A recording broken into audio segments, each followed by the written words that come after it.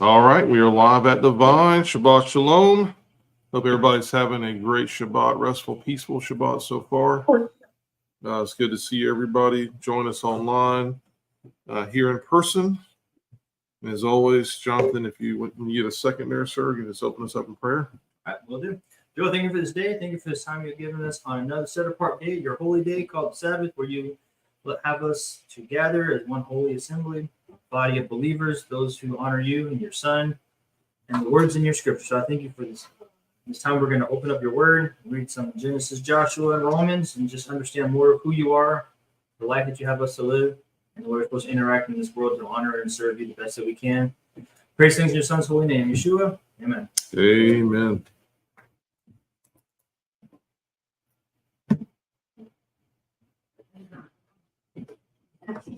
So we're going to be starting off in Genesis chapter 28, verse 10. And it's going off into where Jacob had his dream. So that what's always interesting there, especially when we look at current events and the way the world views Israel and England and stuff like that, about the stone of scone, and that being the potential stone that Jacob slept on that night, that he poured oil on and anointed. So that's always interesting whenever current world events kind of play out with the coronation and all that, and our biblical stories that we're reading.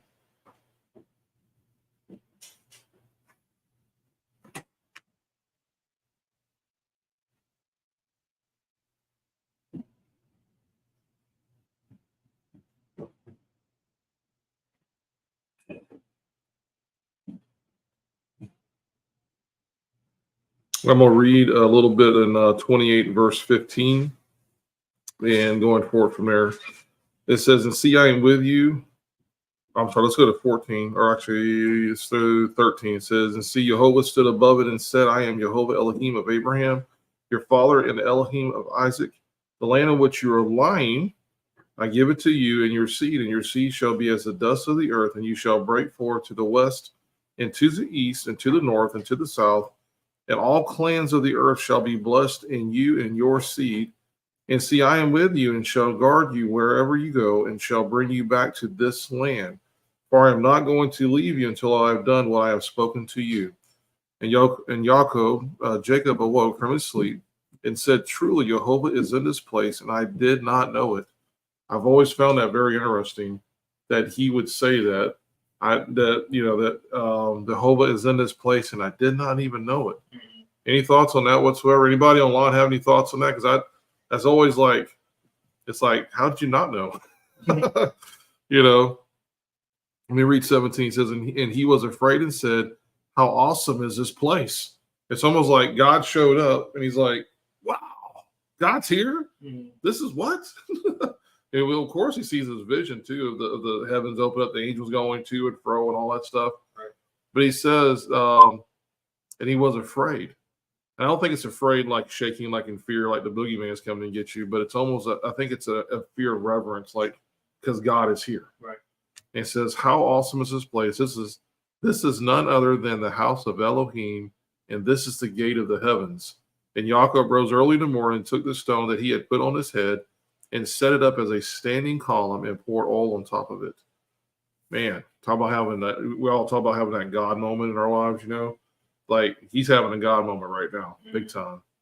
So any thoughts on that? Well, I think, as him being in that place, obviously, I don't think it was so much like, I never saw God, but I never experienced God before. This is the first time this has ever showed up. It's more of something happened specifically here, like this geographical longitude, latitude place, something really cool happened here, because then it tells us about the gate. So, it's almost letting us know that there's a big giant city, a big giant, temple, tabernacle, heavenly city, and he just happened to almost stumble upon the gate. He's like, whoa, wait, this is something. Okay, hold on. I was not expecting that. God's here.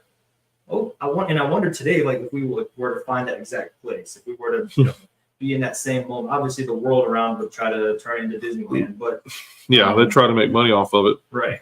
But I wonder if you go there with the right heart and the right, calling in your life. If God's like, hey, this truly is like a place, but I only opened the veil to those who I want, like in Kings where it talked about, those who are with us are greater than those who are against us. And it says he opened his eyes and then he could see the myriad of chariots on fire. It's not for everybody at all times, for all purposes to see. Right. This is specific time for specific people. So I wonder if this is just like a Jacob story. This is Jacob. This is for you. Oh yeah, I absolutely agree with I can't go that. there today at that exact same spot and then look up and go to sleep and God be like, "Oh, you slept good."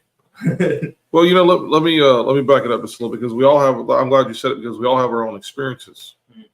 Ray, you've had your experience. Jonathan, we've all had an experience with Jehovah in one way or another that was specifically for us. And see, and I'm glad you said it, because if you go back to his forefathers, okay, his father Isaac and his granddaddy Abraham, they all had to have these moments. Right. And you hear about these moments. And I've always said to people, I can share with you my experiences, and they could be very inspiring to you, but it's not the same as when you have your own experience. Right. So when you have your own experience, you're almost like, oh, cool. I heard about granddaddy. I heard about dad, all the stuff that went on with that. And granddaddy almost killed dad on the mountain. It was almost lights out for him. But you hear the stories of how God showed up, God showed up, God showed up.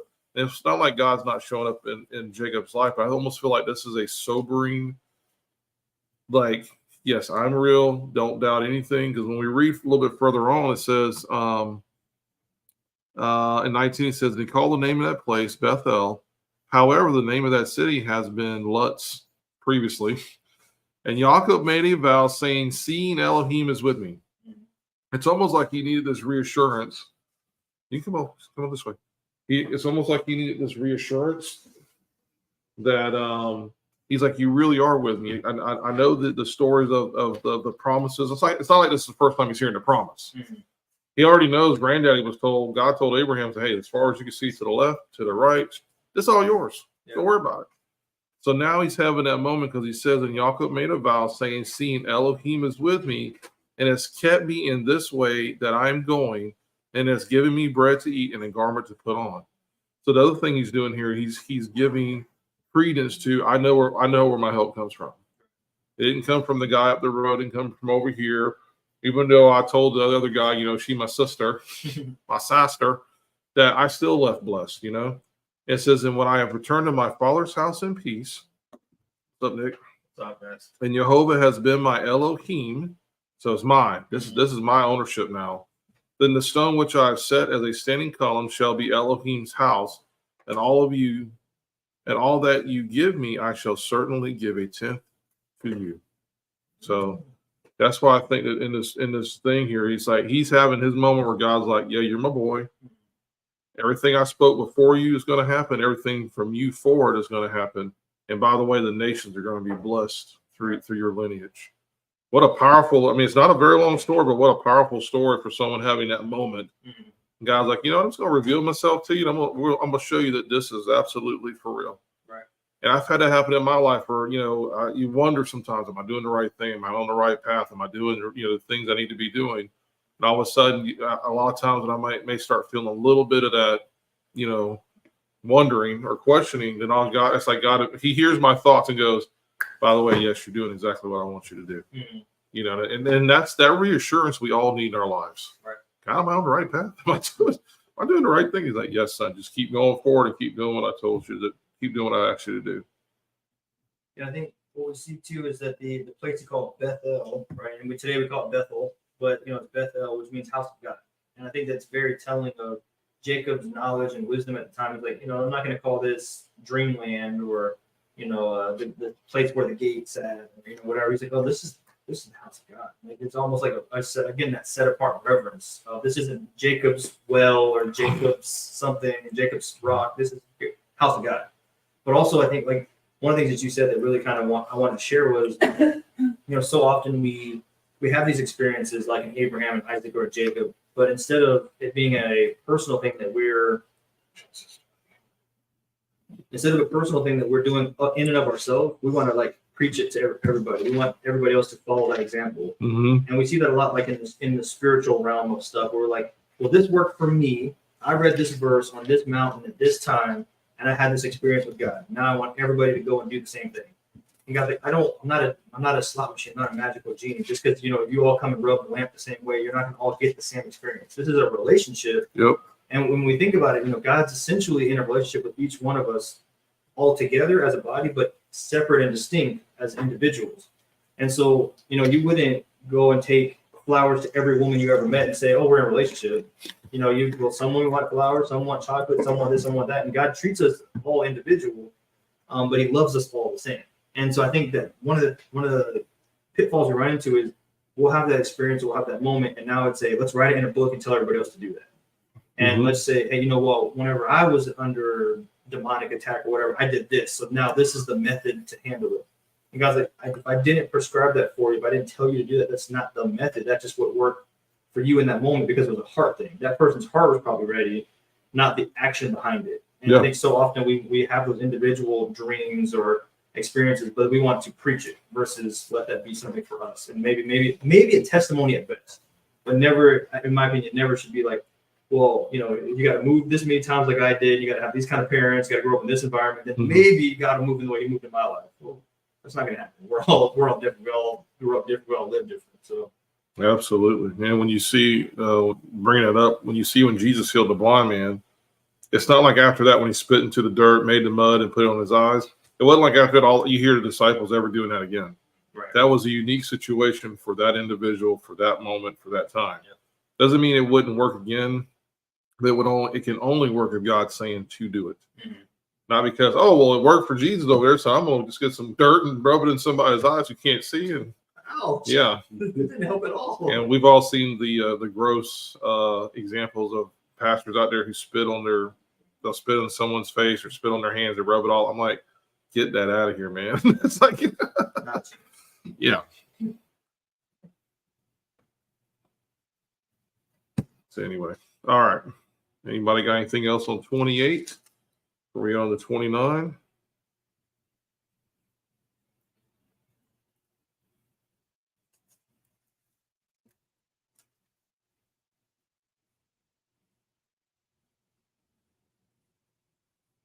All right. 28 going once, going twice, 28 in the books. All right. So in 29, we're gonna see Jacob marrying Leah and Rachel. There's a whole story behind that. Obviously, we'll dig into a little bit, and then we see Jacob's children starting to come up. So with him marrying Leah and Rachel, we do see, we were talking about the deception with Jacob and Esau, but here we do kind of see some of that deception, and I wonder if it's not that it's like a cause and effect, but you see this kind of like going behind Dad's back, but Dad kind of knew about it, but they still had to kind of do it because Esau would have, tried to kill him. And then now you see that kind of play out in Jacob's life. Now he's like, hey, wait, I asked for that lady, and you give me this lady, but now this isn't how this works though. And so Jacob was like, oh, I wonder if it was something personal where he kind of felt that was like, oh, maybe if I would have handled that situation better, maybe I wouldn't be going through it with Leah and Rachel. Maybe the girl who I wanted would have worked out better. But then again, he would have never been here with his uncle, right? Yeah. He would have never been with his uncle unless he was told to leave because of the whole battle with Esau. So it's like this divine appointment would have never occurred if they just went on the status quo of, well, the firstborn is the firstborn and the secondborn gets whatever's left over. So it's an interesting story of like the deception kind of playing out like in both sides of that equation where like now he's kind of seeing it like, hey, what's going on here? I was promised this lady and you gave me this lady. Now I gotta, so he's kind of feeling Esau's pain a little bit inside. I was promised the birthright, but now he has the birthright. And, but then it all works out in the end. Yeah. Oh, yeah. God had a plan. I would say, too, what's going on here is he's actually being punished. I would say punished. Not the word punished. He's actually having to take up the slack of his older brother because his older brother should have been the one marrying Leah. Mm-hmm. And so when he shows up, of course, Esau's off. He's already got his thing going on, his whole little harem going on. Mm-hmm. He's never going to marry Leah, right? And so when he gets there, what he's realizing is not only is your brother not following the ways, but now you're going to have to pick up his part of that also. And because Leah would have been promised to the older brother, now you got to take her too as well. And so, like I said, God had a plan because the 12 tribes come out of 4 women. So, yeah. the right of the firstborn has been struck around. And even though man had a hand in it, God had a way to put it back in proper order. Right? Yeah. So now what he has done to his brother is done to him. Like I say, now the right of the firstborn is just not that pretty girl because, like I said, the older don't get married before young doesn't get married before old. So he wasn't thinking, I got my eye on the prize and that's what I want. Well, you're the firstborn, she's the firstborn.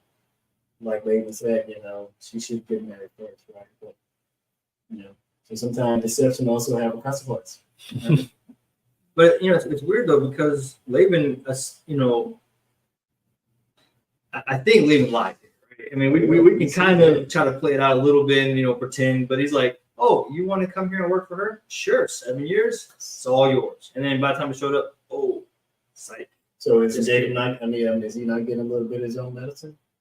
Which that's what makes me wonder when you kind of go back into that other story. There's maybe a little bit more behind the scenes, where there was some kind of deception going on. Because even the mom says, "Well, let this sin be upon me, let this problem be on me." So even she knew this ain't all the way on the up and up. I mean, we're doing it. It's probably not totally bad because God promised, and Abraham already told me to go ahead and follow through with it. But at the same time, there was something kind of like that yuck behind it, where it was like. Yeah, right. And this is where, when we get further into the story, when he wrestles the angel overnight, this is where I believe that God is trying to, with all this going on in your life, it absolutely can cast doubt on who you are. Mm-hmm. Oh my God, I just went through this whole deception thing with my brother, with my mom's involved in it, and Dad most likely is involved. And even if Dad wasn't involved, that makes it even worse because now Mom's deceiving Dad and older brother. So now she's, So it gets to be very messy. And so for him, I think that's why when we read before this, that he's having this God moment, because God's like, look, I know you got a lot of thoughts going on. You don't understand. And your brother's wanting to kill you now. We're having to send you out of the land, but I'm still with you. I still have a plan. I'm not going to let anything happen. That's why he says in there, man, God's fed me. He's clothed me. He's taken care of me. This is amazing. I got to see the heavens open up. I got to see the angels, all that stuff he got to see. So it was kind of reassuring. Yes, you're on the right path, but God, of course, doesn't tell him the story about what's going to happen before he gets there. By the way, you're taking 2 lives. Oh, by the way, you're going to be taking 4 when it's all said and done. But it's just like God not to give us too much of the story because it may give him an opportunity to turn around and go another direction. I'm just going to go this way.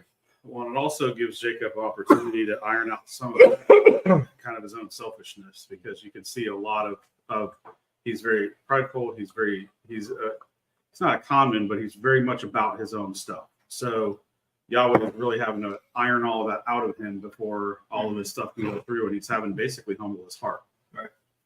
I think to that point, you see that with the children of, he says he loved Rachel and kind of hated Leah, which we know that word hate doesn't mean like, I'm going to hit you in the head with a hammer, but it was more of I want to spend all my time with her. But when the Bible says when you marry somebody, you have to give them a house and a name and provide for them. And you have to love them all equally. If you're going to have multiple wives, which, yeah, good luck with that. So, but it's funny that God chose, right? Because it says that God opened her womb. So it wasn't like he was like, oh, I'm going to sleep with her more than her or whatever. It was like, nope, God just decided, since you want to choose favorites, that's the one you're going to have a child with. And you can't then favor one over the other when that's the baby's mom. Right? Oh, that's my baby. That's my firstborn. Mm-hmm. That's the mama. So it's going to build that relationship just kind of naturally. It's like, well, he's going to have to spend more time with her because of the kid and because of the birthright and all that. And he's well aware of the birthright, apparently. So it's interesting that, God is kind of going in and orchestrating all these little minor details of, he could have just said, all right, Leah, you marry Leah and she'll just be the cook and the cleaner. And then you marry Rachel. She's the one who gets the big bed and she's the one who gets to have all the kids. It was like, nope. Until you can get it all together and understand my plan for you, then I'm going to set it up this way. And I'm going to orchestrate all these little moving pieces that you don't understand, but ultimately it's to your own benefit. And I think that's the hard part is realizing that when God's moving in that way, it's to our benefit. Even though we think, oh, this is crazy. Why do I have to do this? But I love her. Why are you going to give her the baby? And I'm trying to, I want her to have the baby. God's like, I know better. And you'll see this eventually. Hopefully, some people never see it and they don't understand, but hopefully Jacob gets to see it. Yeah. I think he will. Where I do feel sorry for this man at this point is because we get into chapter 30, I call it the baby wars. Because The drama is just beginning, my friend. Baby mama drama. But again, how much of this drama could have been avoided had Jacob just been on the up and up? Because this is a prime example of, I'm not going to use the term, but us having to go around the bend to get to our elbow because we do stupid stuff and it interferes with what God has planned for us.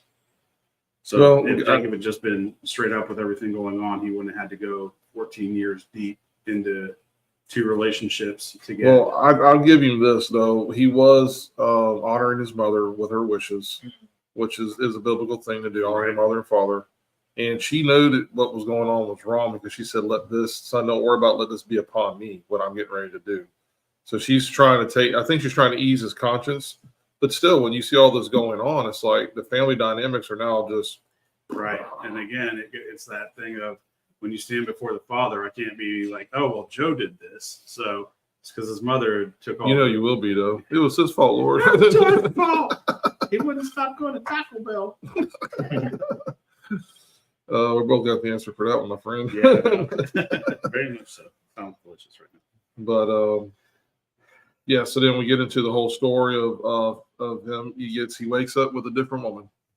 So we got Leah, wakes up with Leah, and then of course he goes to Laban. He's like, "Hey, what'd you do to me?" And then I'm trying to pick that up from where he said,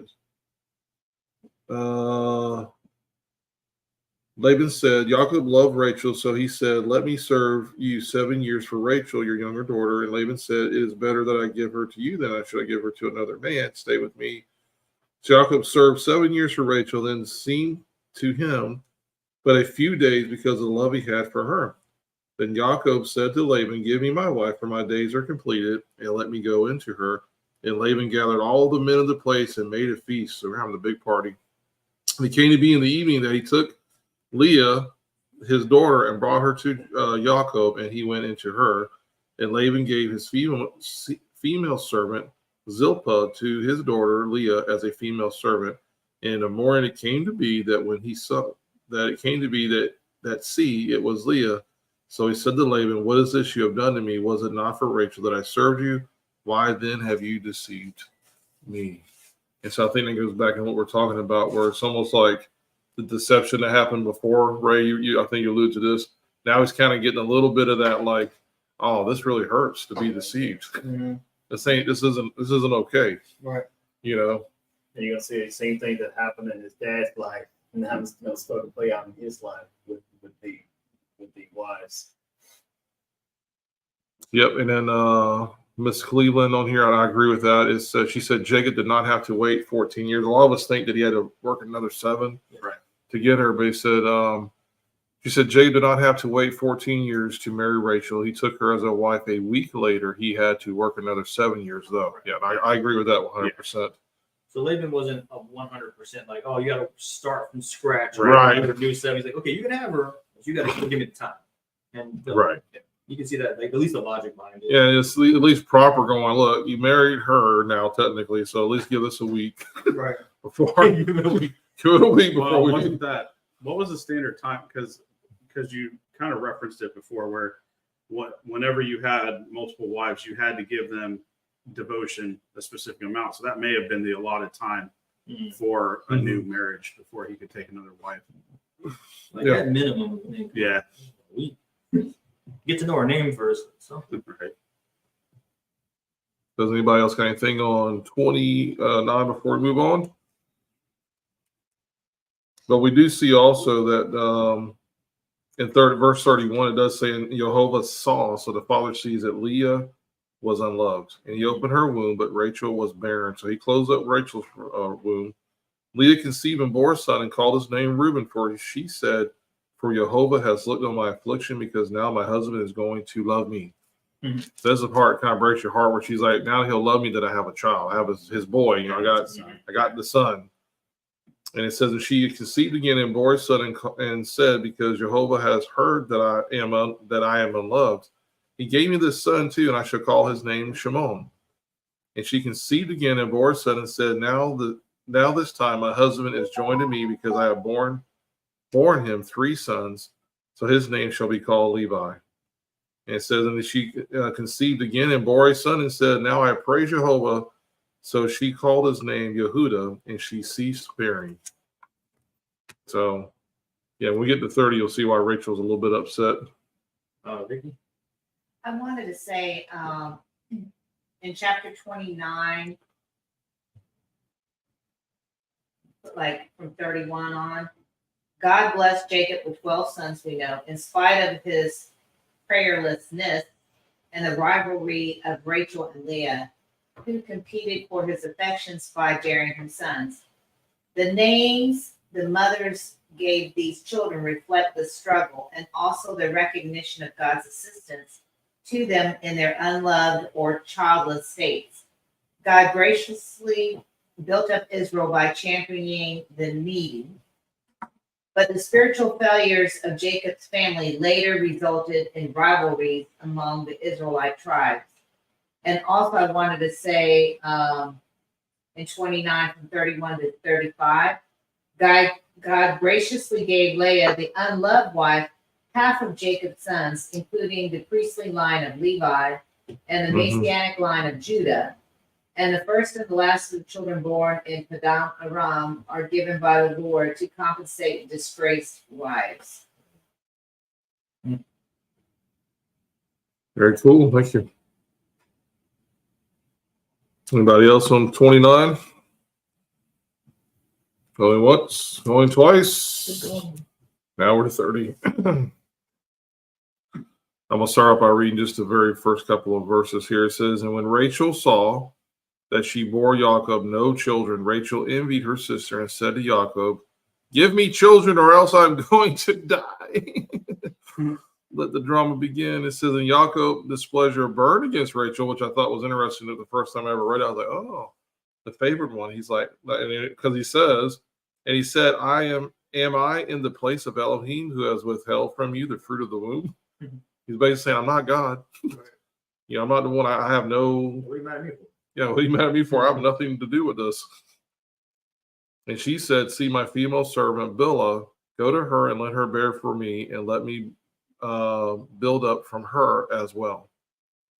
And it says, and she gave him Bilhah, her female servant, as wife. Now remember this isn't just a concubine, this is as wife.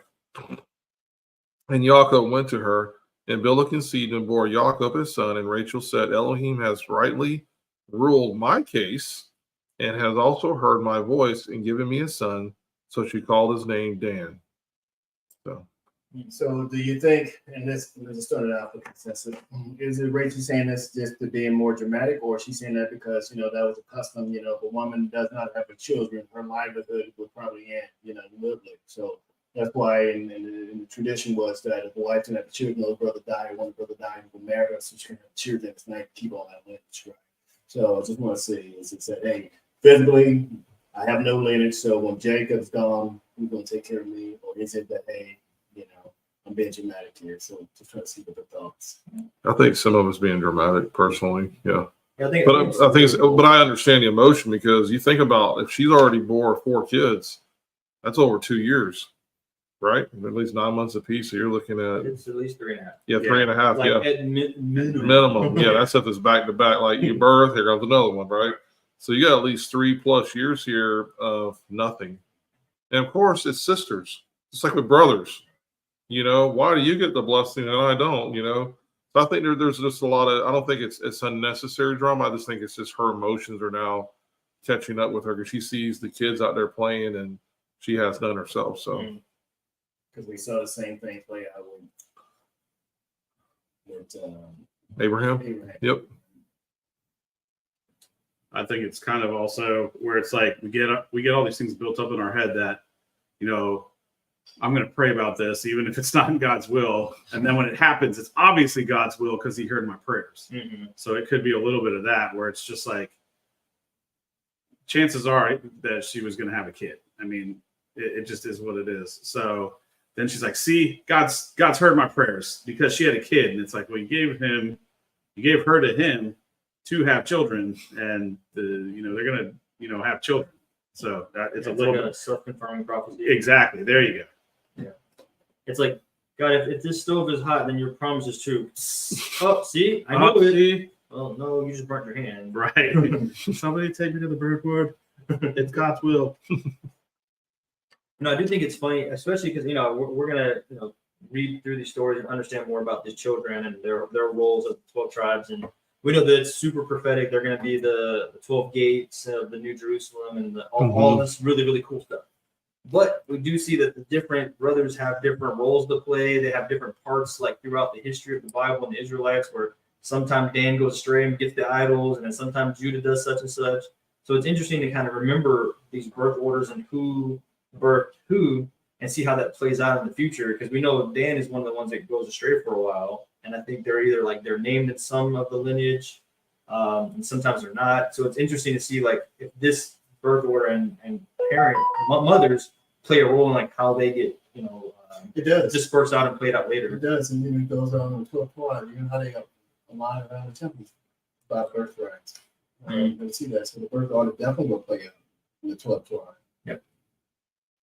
So it's not just favorites like all of Leah's kids and then all of these kids and then the servant kids come last. Right. It's like the God's definitely he's orchestrating all of it.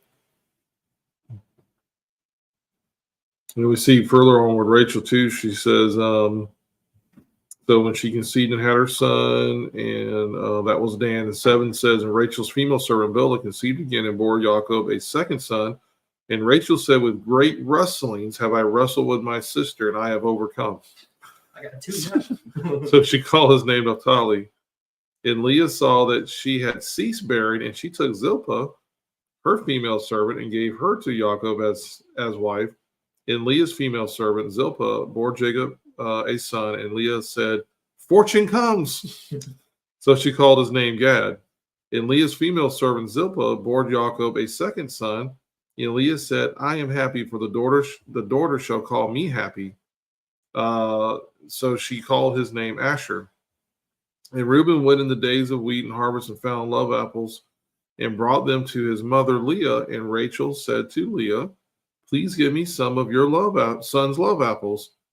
But she said to her, is it a small matter that you have taken away my husband? Would you take away my son's love apples too? And Rachel said, therefore, let me lie with him tonight for your son's love apples.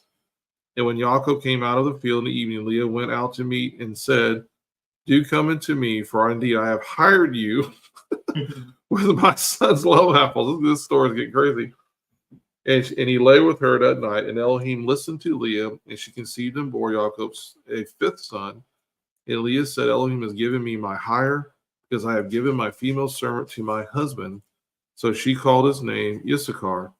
And Leah conceived again and bore Jacob a 6th son. And Leah said, Elohim has presented me with a good present. Now my husband is going to dwell with me, because I have borne him 6 sons. So she called his name Zebulun. And afterwards she bore a daughter and called her name Dinah. And Elohim remembered Rachel, and Elohim listened to her and opened her womb, and she conceived and bore a son, and said, Elohim has taken away my reproach, which is that's an important thing there for us to read. Elohim has taken away my reproach. And she called his name Joseph, and Jehovah has added to me another son. And it came to be when Rachel had borne Joseph, and Jacob said to Laban, send me away so I can go to my own place and to my own land. So Rachel didn't have her own child till the very last one. Yes. And she got one more to go. There's another one? Yeah, Benjamin? there you go. Benjamin. He was born after they left, right? Yeah. So, Save her for last. well, it's interesting is that is God, when she said that Elohim has taken away my reproach, and someone's like, God's like, okay, he's like, I think she come to him in humbleness. Mm-hmm. And I think the Father's like, okay, now that I see your heart, that there's a repentance of heart. Now you can have, be a part of this. It's almost like it was always there available to you. Like it's almost always available to any of us. Are we putting ourselves in the place to receive? Right. If we come to God with our hands closed, he's like, well, I can't give you what you want because you're the problem.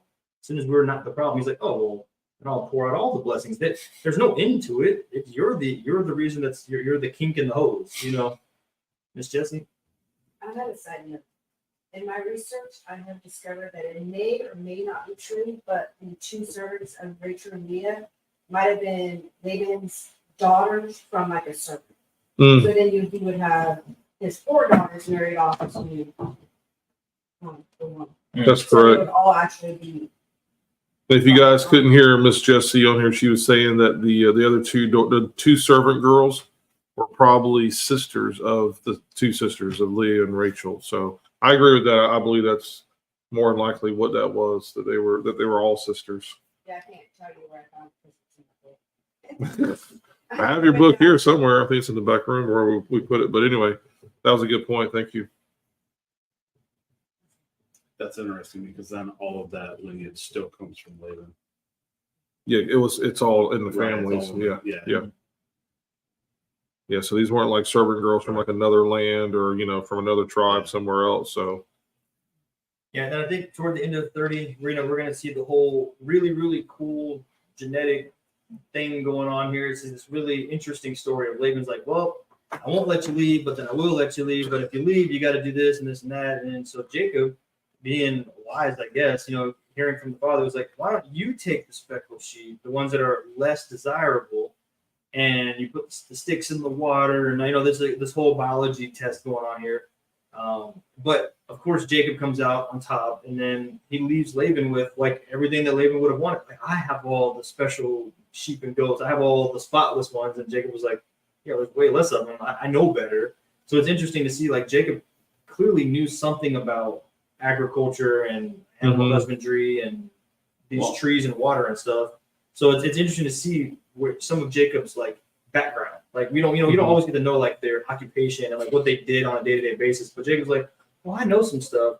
Laban, apparently you don't know anything. So what if we do this and make this agreement? And Laban's like, sure, boss. And then Jacob's like, gotcha. Well, and that comes from Jacob literally taking over all that stuff from Laban. Laban got so hands off with everything that he doesn't understand what, and Jacob's like, okay, sure, let's do that. Speckled and spotted. Right. I wanted to bring up one more thing too about and I want to continue that part of the story too, but the love apples, Mandrakes.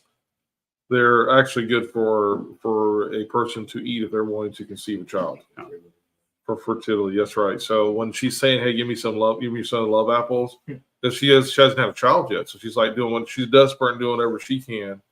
Okay, if you'll give me the love apples, you can go ahead and have your time with my husband, our husband, some more. But then afterwards, I think whatever that wasn't working, because then when she gets to that next point where it says that she conceived and bore a son, said, "Elohim has taken away my reproach." So I think she was doing everything in her power to be fertile, to be whatever. But I think a lot of it ended up being that you need a change of heart. Yep. Well, and some of it also, what I was just thinking of is, as Jacob, he would be their spiritual covering. So all the stuff that he's done, her womb being closed may have been because of the stuff that he was doing, and the fact that he was not going to the father for this stuff first. He wanted to marry Rachel, so that's just what he was going to do. Mm-hmm. So God closed her womb because of what he was doing. Yeah. Tag goes all the way around.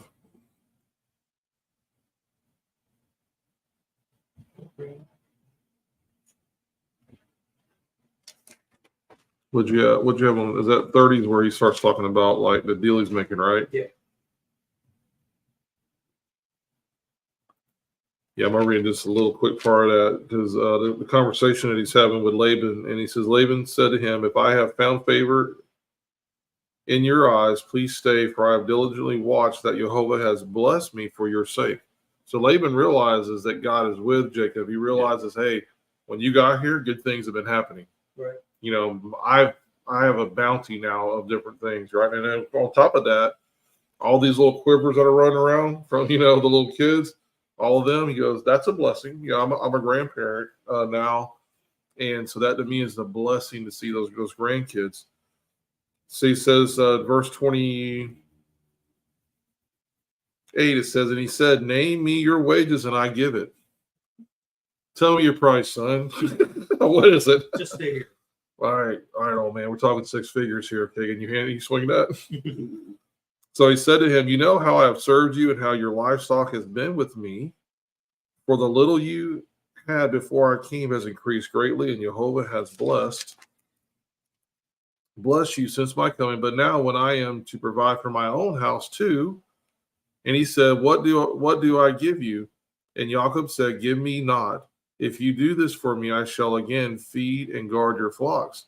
Let me pass through all your flock today, removing from there all the speckled and spotted sheep, and all the black ones among the lambs, and the spotted and the speckled among the goats. And these shall be my wages.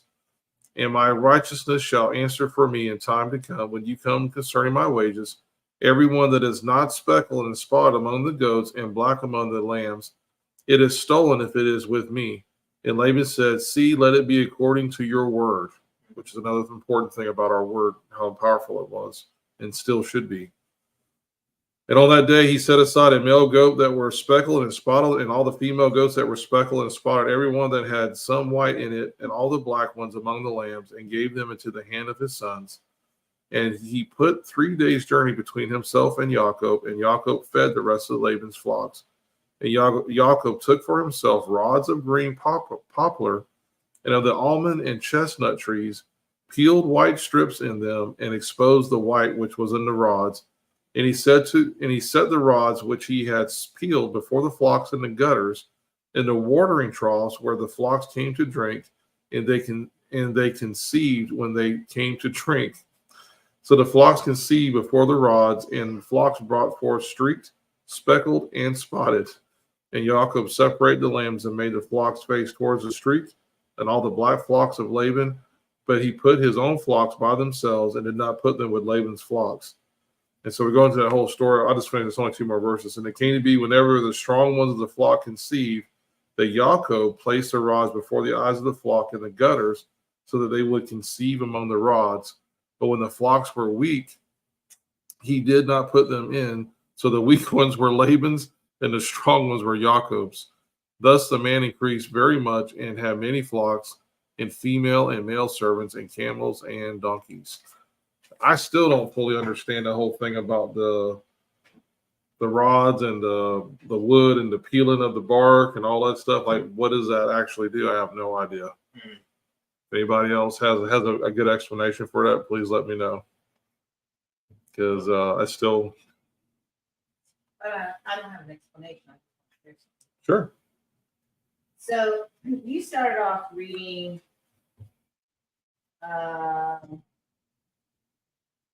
mainly from 27, and what was interesting is the way your scripture, what you read, and the one word that was in my line that was not in what you read. From 27, it says, but Laban said to him, if I have found favor in your sight, I have learned by divination that the Lord has blessed me because of you. Name your wages and I will give it. And the word divination you did not say in your reading. But because mine's correct. Just kidding. Learn by divination. Many ancient extra biblical texts from Mesopotamia pertain to the practice of occult divination, something forbidden in Israel. Noting Jacob's good fortune, the pagan Laban had attempted to discover the reason through divination. Mm-hmm. I thought that was kind of interesting. Yeah. And then in chapter 30, verses 31 through 34, my notes here says, in the ancient Near East, most lambs were white and most goats black or dark brown. Thinking the agreement posed little risk to himself, Laban eagerly granted Jacob's request for the unusually colored animals. Jacob's proposal depended upon the faulty notion that vivid visual impressions during the act of reproduction determine the traits of the offspring. He thought that placing alternating colors in front of mating animals would result in unusually colored offspring. Even though Jacob's scheming would deny God his rightful praise, God's intention to bless Jacob was not thwarted. Cool. Yeah, I did think that a little bit of like why they were speckled and spotted. You know, if you're any kind of mixing, you know, when you have two dogs of like, or two of any animals that aren't the exact same, you're going to get like a mix of the two. And so if Jacob was using a little bit of logic, he's like, oh, here's some white ones, some black ones. If they get together, they're going to be spotted, speckled. They're going to be a mix between the two. And then if I keep the white ones and the black ones separated over there, they're only going to reproduce after their own. But if these ones are speckled and spotted, they're pretty much always going to be speckled and spotted. You never can like, well, not never, but it's difficult to Get it back to the you have one to, color. Exactly. You'd have to like take the brightest one and then the brightest one and the brightest. Maybe some generations later you could maybe get it back to where it was. But once you have that, then as long as they're all mating together, that's just going to grow where it's like white, and it's going to kind of stay. Where these ones are just going to essentially anything spotted could then mate with anything pure. It's still going to come out spotted. So you're getting double. Right. The offspring just mandatory because they're like, well, you're never going to lose that battle. There's never going to go backwards and then get back to the original color. You're always going to have some mixing and some shade of the in between.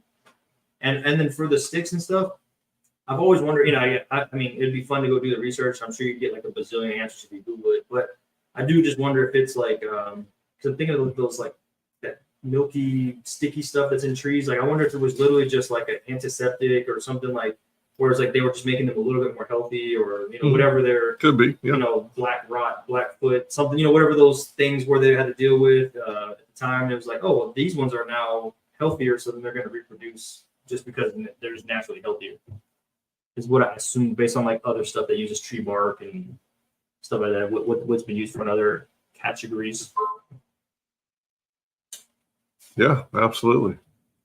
The other thing too, Vicky, I'm glad you brought up the divination thing because later on in the story, I'll jump ahead a little bit when Rachel's when she's hiding her dad's idol, because she knows that if dad has his idols that through divination, he may find out where they're at. So if you read it without understanding, anything, wow, she's being bad. She brought an idol along with him, which she worshiping these things. But no, what it was, she was actually protecting the family, so she hid the idol up underneath her saddle.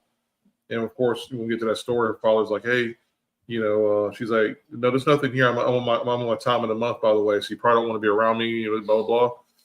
And so anyway, but we see through that Jacob, unfortunately, curses his wife because he said, "Cursed be the person who has it if it's being found that they will die."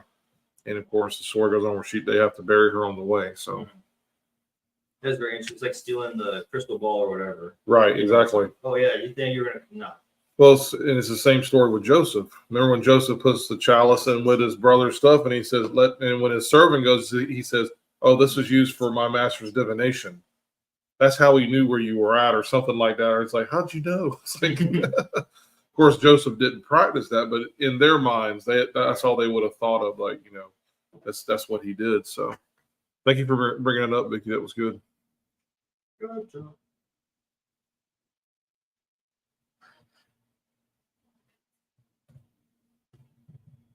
All right. Anything else in 30? Going once, going twice.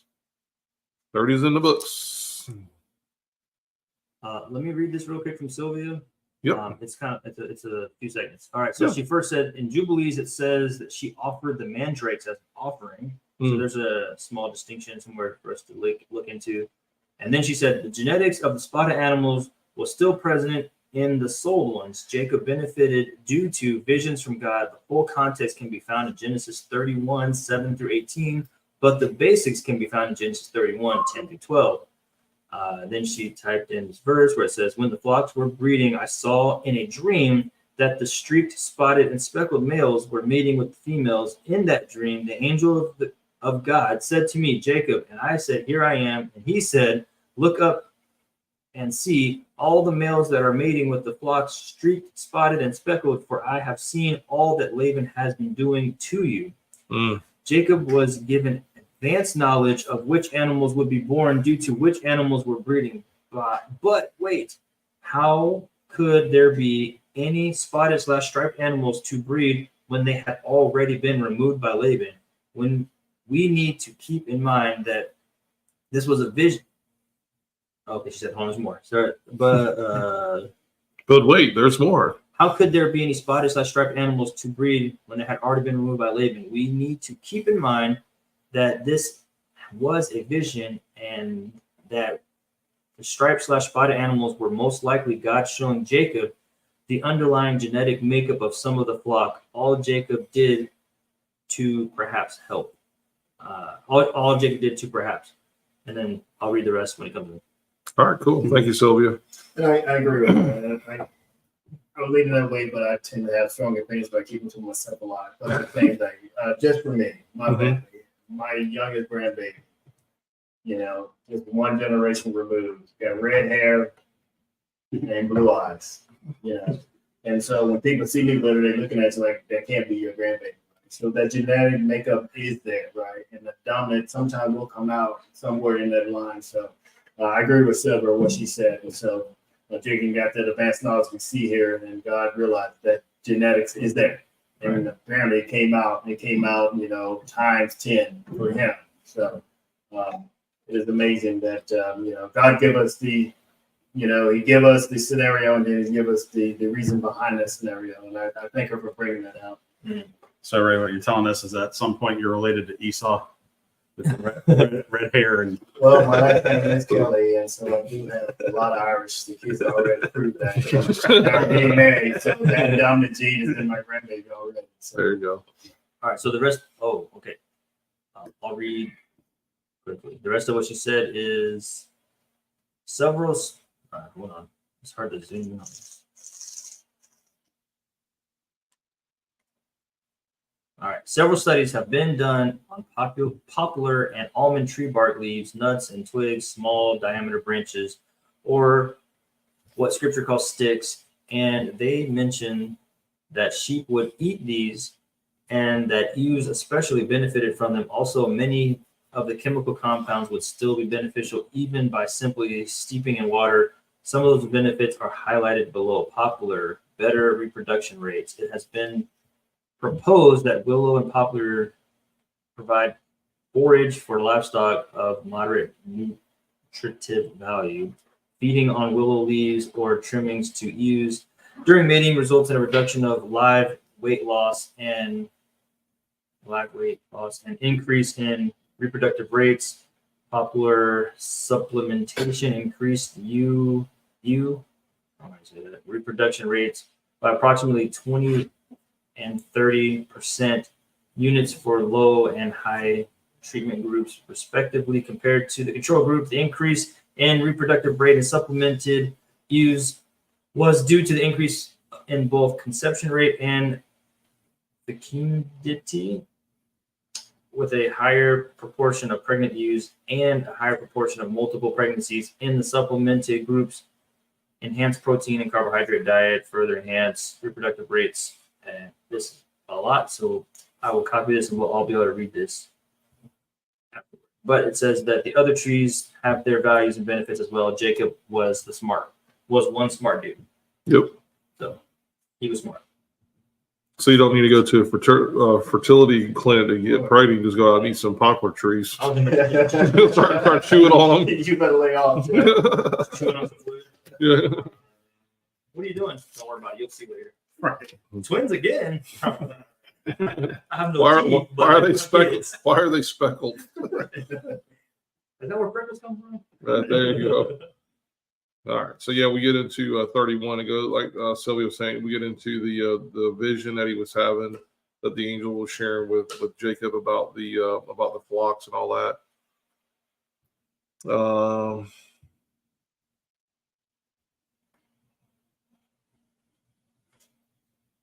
And then we do see the whole deception thing again. It says in 19, it says, when Laban had gone to shear his sheep, Rachel stole the house idols that were her father's, and Jacob deceived Laban the Aramean because he did not inform him that he was about to flee.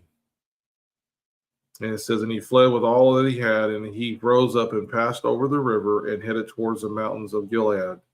And on the third day, Laban was told that Jacob had fled.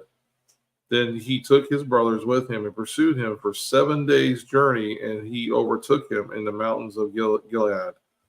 But in a dream by night, Elohim came to Laban the Aramean and said to him, Guard yourself that you do not speak to Jacob either good or evil. I think this is a powerful thing right here. Now, it says that Jacob in 20 deceived Laban. Now, I don't know if that deception is necessarily a bad deception, or if it's like, I got to get out from underneath this guy's house, underneath his, and I got to go. So I don't necessarily look at that deception as a bad deception. It's like, we got to go. Yeah, and I'm gonna use And, my and smarts. you're never going to let us go. You're always going to want me to be here because you want what God's blessing you with through me. It's like So- the thing where it says, like, would you rather have $1,000 or a penny a day for 30 days? And everybody's like, oh, well, give me the $1,000, and they don't realize that the penny a day double every day actually is worth way more. So it's not like I deceived you. I'm just smarter than you. You know what I mean? It's like and so I think it's just one of those where like Jacob was just smarter than Laban. Like he wasn't like, hey, I'm gonna try to trick you and see if I can get one over on you. He's like, well, if you didn't know any better, I'm just using the natural order of life to win. Mm-hmm. Yeah. It's okay to win. It says, so it was he says, pursued him for 7 days, overtook him. Now, what was interesting here is when God spoke to him, he said, okay, look, I'm going to be nice here with you a little bit, Laban, because I'm going to tell you one thing. He says, guard yourself. Because this is the thing I realize is that when God has his hand on someone and on their life, be careful what you speak over them. Be careful how you come at them. Because God's like, this is my boy. And so whatever you're going to do to him or whatever you're going to speak, either good or bad, he's like, what's interesting, he says, don't speak either good or evil. Just say your piece and just leave it at that. And it says, and Laban overtook Yaakov. Now Yaakov had pitched his tent in the mountains, and Laban with his brothers pitched in the mountains of Gilead. And Laban said to Yaakov, what have you done that you have deceived me and driven my daughters off like captives, taken with the sword? Why did you flee secretly and deceive me and not inform me that I would have sent you away with joy and songs with tambourine and lyre? And you did not allow me to kiss my sons and my daughters. Now you have been foolish to do this. Now, first of all, Laban was never going to do this. Of course not. This is one of those things like, oh, I would have given you the ticker tape parade. I would have had, we would have had this thing on broadcast over Fox and NBC and everywhere else. We would have had this big, gigantic send-off, it's big to do. So, it's almost like this guilt trip that Laban's trying to lay upon him for doing this. But I think Jacob's a lot smarter than that. No, you were never going to let me go, bro. He was a moneymaker. Yeah. Oh, yeah.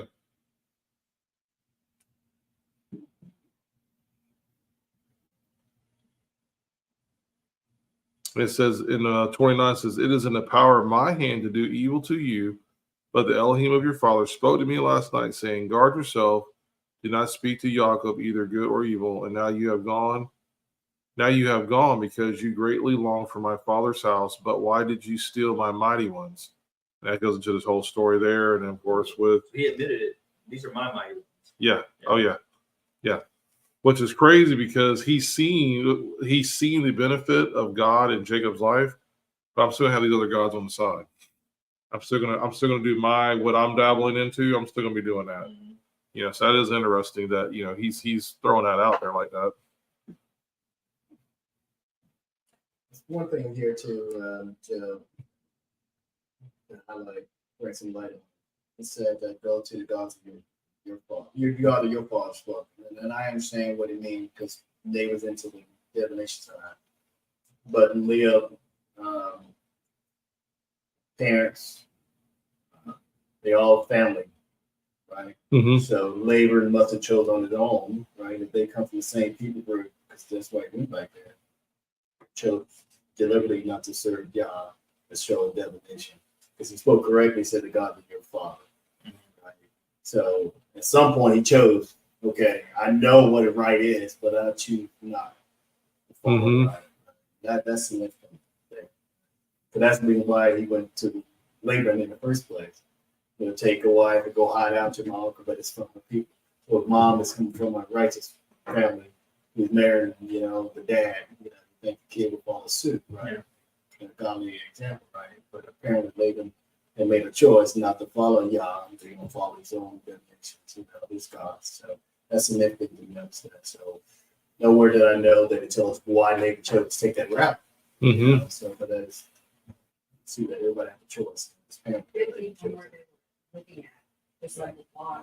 to Assyria. So Well, and you think too, like when you look at that, it doesn't say that like the way that the story's written. It's not like he was a full idolater, just a full blown heathen. It was like almost like the mixing, and it's showing a little bit of like when you allow the mixing, which one's going to take priority? Because he clearly knew, according to Hebrew customs, the oldest gets married first. He's following their rules and their laws, but behind the door, he's still kind of praying to his little idols. He's got his little. I'm gonna go talk to the ancestors. But I'm gonna come out and do all the right stuff. I'm gonna live the right way. But I kind of have my own little secret stash, my own little secret informant kind of deal. And I think that's why he chases after them. He was like, "Oh, it's about the daughters." Hey, no, where's my idol though? Like, why was he looking for that idol so intently? You know, because that was something that he prized. He was saying, "Yeah, I believe in God. I believe in all this stuff. That's why we're still family. That's why this stuff kind of all worked out." But I have this secret. I have this thing that I don't want anybody to know about. It's my secret sin kind of deal. And he's like, whoa. I'm glad you guys, you guys weren't supposed to leave. I didn't expect this all. You're taking my money and you took my idol. And so it says, you know, essentially those are part of the 10 commandments of like, don't have these things before God. Don't have any idols before me. And the love of money is the root of all evil. He's like, I want my money back and I want my idol back. And I still gonna try to serve God while doing all this. But you can see what his heart now is on display because he's like, hey, kids, great. Hey, get up. No, why? Because you might have, I want to check underneath your butt and see if you have my idol. So how do we explain him saying the gods of your father, not our God of our fathers? So how do we? That's what I'm saying. So I think it's where he's doing like the mix, where he's saying like I want to kind of keep some of your customs, some of your ways, but I'm secretly worshiping the idol. And behind the closed doors, I'm not actually honoring your God, but I want to kind of live that life. I want to be in the like position where there's the blessing. Like I want to go to your church. I want to have a benefit of the coffee and the donuts. I want to hear the good songs. But when I leave here, I'm gonna do whatever I want. You know, it almost seemed like it was kind of one of those things because he's keeping a lot of the traditions and customs, but not worshiping in the same way. Well, they all came from Terah. So it was the three Abraham, Nahor, and Harmon. So there was three different sons. So God's father, it was from that individual father, not from the original Terah. Right. Because he was also in the divination. You know, what I just hit me right now is we see a early. This is to me a foreshadowing of what Israel, the nation of Israel, was supposed to have been to the nations, because here Jacob is, who is righteous within a land of people who are not righteous. And so Laban has to see, and Laban understands, man, when you got here, your God blessed you, and he not only blessed you, but I got the blessing from it. Right. And so that we see a little foreshadowing of what the nation of Israel was supposed to have been to everyone else, to all the other nations. They were supposed to look at you and go, why? You know, because when it's said in here, when we read later, and it says, let me see if I can find it real quick. So he says, he talks about his sheep. He says something about, what verse was that? I just had it. I apologize. But basically, he's telling Laban, hey, none of your sheep ever miscarried. None of your animals that I took care of ever had a miscarry. Matter of fact, everything went fantastic. You see the story of the children of Israel when Pharaoh was like, hey, I want you to kill all the firstborns. And then what did the midwives say? Oh, man, they're so strong and they give birth so quickly, we can't even get to them in time. So you see that God, in that same fashion, God was blessing Israel with a strong abundance of people. They're probably turning out kids left and right. Where Pharaoh's like, wait a minute, they kind of grown into a nation over there on the other side of the pond here for me. But we see that played out in Jacob's life. To me, it's a little bit of a foreshadowing of where the God of Abraham and now Isaac and Jacob is. There's going to be blessings no matter where we go. And that to me should have been a huge witness to Laban and going, you know what, maybe I don't need these idols. Maybe I shouldn't be doing these things. But still, again, we see his heart revealed here. That, oh, by the way, where's my idols at? Right.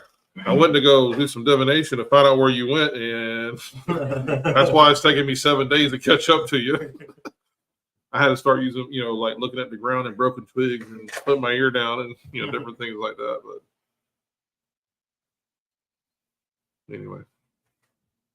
So we are going, I think we're stopping in 32. We need to go ahead and wrap this up. But these are some really cool chapters, though. the Torah portion. So we're in 32, we're only going to verse 3, so that's the easy one. We can talk another hour on 3 verses. You think so? Well, we do it with Anchor with Truth all the time. So I'm just going to read those 3 verses, and if we got anything to say, then we'll talk about it. It says, and Jacob went his way, and the messengers of Elohim met him. And when Jacob saw them, he said, this is the camp of Elohim.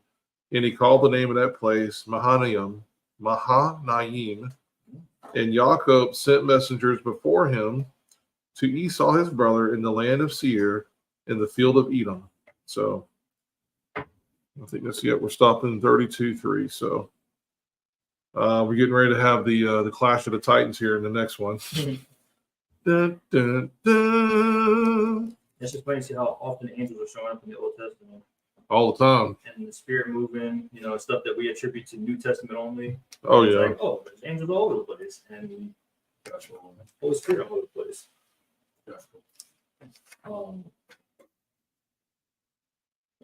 Should be, 13. yeah, I believe. Yeah. So, guys, we're going to be switching gears now. We're going to Joshua chapter 13. Yeah, 12 was all the kings Yep. that got defeated. Which that was fun to read.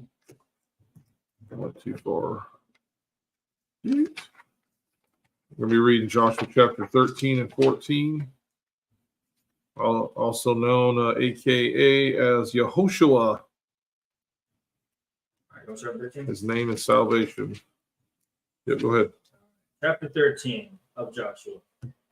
Now Joshua was old and advanced in years, and the Lord said to him, you are old and advanced in years, and there remains yet very much land to possess. This is the land that yet remains, all the regions of the Philistines, and all of the Geshurites, from the Shihor and east of Egypt, northward to the boundary of Ekron. It is counted as Canaanite. There are 5 rulers of the Philistines, those of Gaza, Ashdod, Ashkelon, Gath, and Ekron, and those of the Avim in the south, all the land of the Canaanites and Me'ara that belongs to the Sidonians, to Aphek, to the boundaries of the Amorites, and the land of the Gebalites, and all Lebanon toward the sunrise, from Baal Gad, below Mount Hermon, to Lebo Hamath, all the inhabitants of the hill country from Lebanon to Mishrapoth Maim, even all the Sidonians. I myself will drive them. Joshua 13. I myself will drive them out from before the people of Israel. Only allot the land to Israel for an inheritance, as I have commanded you. Now therefore divide this land for an inheritance to the 9 tribes and the half tribe of Manasseh. With the other half of the tribe of Manasseh, the Reubenites and the Gadites received their inheritance, which Moses gave them beyond the Jordan eastward, as Moses, the servant of the Lord God, gave them. From Aroer, which is on the edge of the valley of Arnon, and the city that is in the middle of the valley, and all the tableland of Medeba, as far as Dibon, and all the cities of Sihon, king of the Amorites, who reigned in Heshbon, and as far as the boundary of the Ammonites, and Gilead, and the region of the Geshurites, and the Maacathites, and all Mount Hermon, and all Bashan to Selikah, all the kingdom of Og in Bashan, who reigned in Ashtaroth and in Edrei. He alone was left of the remnant of the Rephaim. These Moses had struck and driven out. Yet the people of Israel did not drive out the Geshurites or the Maacathites, but Gesher and Maacath dwell in the midst of Israel to this day. To the tribe of Levi alone, Moses gave no inheritance. The offerings by fire to the Lord God of Israel are their inheritance, as he said to him. And Moses gave an inheritance to the tribe of the people of Reuben according to their clan. So their territory was from Aroer, which is on the edge of the valley of the Arnon, and the city that is in the middle of the valley, and all the tableland of Medeba, with Heshbon and all its cities that are in the tableland, Dibon and Bamoth Baal, and Beth Baal Moen, and Jahaz, and Kedemoth, and Mephath, and Kiriathaim, and Sibmah, and Zareth, Shahar, on the hill of the valley, and Beth Peor, and the slopes of Pisgah, and Beth Yeshimoth. That is all the cities of the tableland in the kingdom of Sihon, king of the Amorites, who reigned in Heshbon, whom Moses defeated with the leaders of Midian, Evi and Rakim and Zur and Hur and Reba, the princes of Sihon, who lived in the land. Balaam, also the son of Beor, the one who practiced divination, was killed with the sword by the people of Israel among the rest of their slain. And the border of the people of Reuben was the Jordan as the boundary. This was the inheritance of the people of Reuben according to their clans with their cities and villages. Moses gave an inheritance also to the tribe of Gad, to the people of Gad, according to their clans. Their territory was Yazer and all the cities in Gilead, and half of the land of the Ammonites, and Aroer, however you say that, which is east of Rabbah, and from Heshbon to Ramoth Mizpeh, and Betonim, and from Mahanaim to the territory of Debir, and in the valley of Beth Haram, Beth Nimrah, Succoth, and Zaphon, the rest of the kingdom of Sihon, king of Heshbon, having the Jordan as a boundary, to the lower end of the sea of Chinnereth, eastward beyond the Jordan. This is the inheritance of the people of Gad according to their clans and their cities and villages. Moses gave the inheritance to the half tribe of Manasseh. It was allocated to the half tribe of the people of Manasseh according to their clans.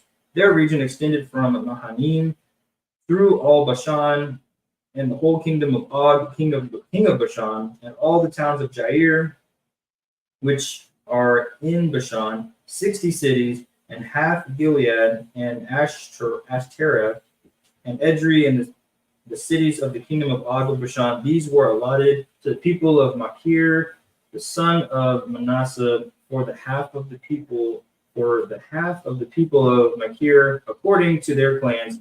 These are the inheritances that Moses distributed in the plains of Moab, beyond the Jordan, east of Jericho. But the tribe of Levi, Moses gave no inheritance. The Lord God of Israel is their inheritance, just as he said to them. Good job, dude. Yeah, can we take a few names back? Good Just job. one or two. It's interesting though, that you see the name of Og, the place of Og. Right. And I wanted to point out something that if you go back to, where's it? What you read was different than what's in my book, because my book actually says the word giants. Oh, It says, the Raphaim. yeah, all the king of Og of Bashan who reigned in Ashtaroth and in Edrei, the remainder of the remnant of the giants. Mhm. So, yes. English translations. Yeah. Which is good, because some people don't know. They just think, oh, Raphaim means people. Right, exactly. So if you don't know in there. Yeah, that's why I want to point it out, where they're like, oh, the giants aren't mentioned in the Bible. No, they are. You just don't recognize it. All right. Right. So, And I don't understand either why so many people, or not, I wouldn't say a lot, but there are people out here who are very adamant about not believing in the giants or Right. not. I'm like, well, then we got to throw a lot of stuff out. Yeah. It's already written in the word. So Right. How many Goliath and his brothers, wasn't it 5? 5. So I thought it was interesting. It said the 5 leaders, 5 kings of the Philistines, Mhm. and David had the 5 stones ready. Oh yeah. Yeah. So I wonder if each one of the giants was one of the kings. That's why they were the king. Like, I'm the giant of this part of the Philistines, and then he's the giant of that part of the Philistines, and he's the giant. So 5 mentioned here, 5 stones, and then the 5 giants later mentioned. So I wonder if there's a correlation there. Could be. Yeah. At least that popped in my head. I mean, we see David going out and taking care of business. Him and his men are still going out there, and they're still. That's what I said last week. I believe we read in here that what you just read of all the inheritance. We know that Israel never to me took full occupancy of the land. Yeah. That they had certain parts, and where that happened in history, I don't know why they never got the fullness of that. But you also see that this people group that are living here. I mean, the Philistines are here. But also when we get to David, they're still there. Mhm.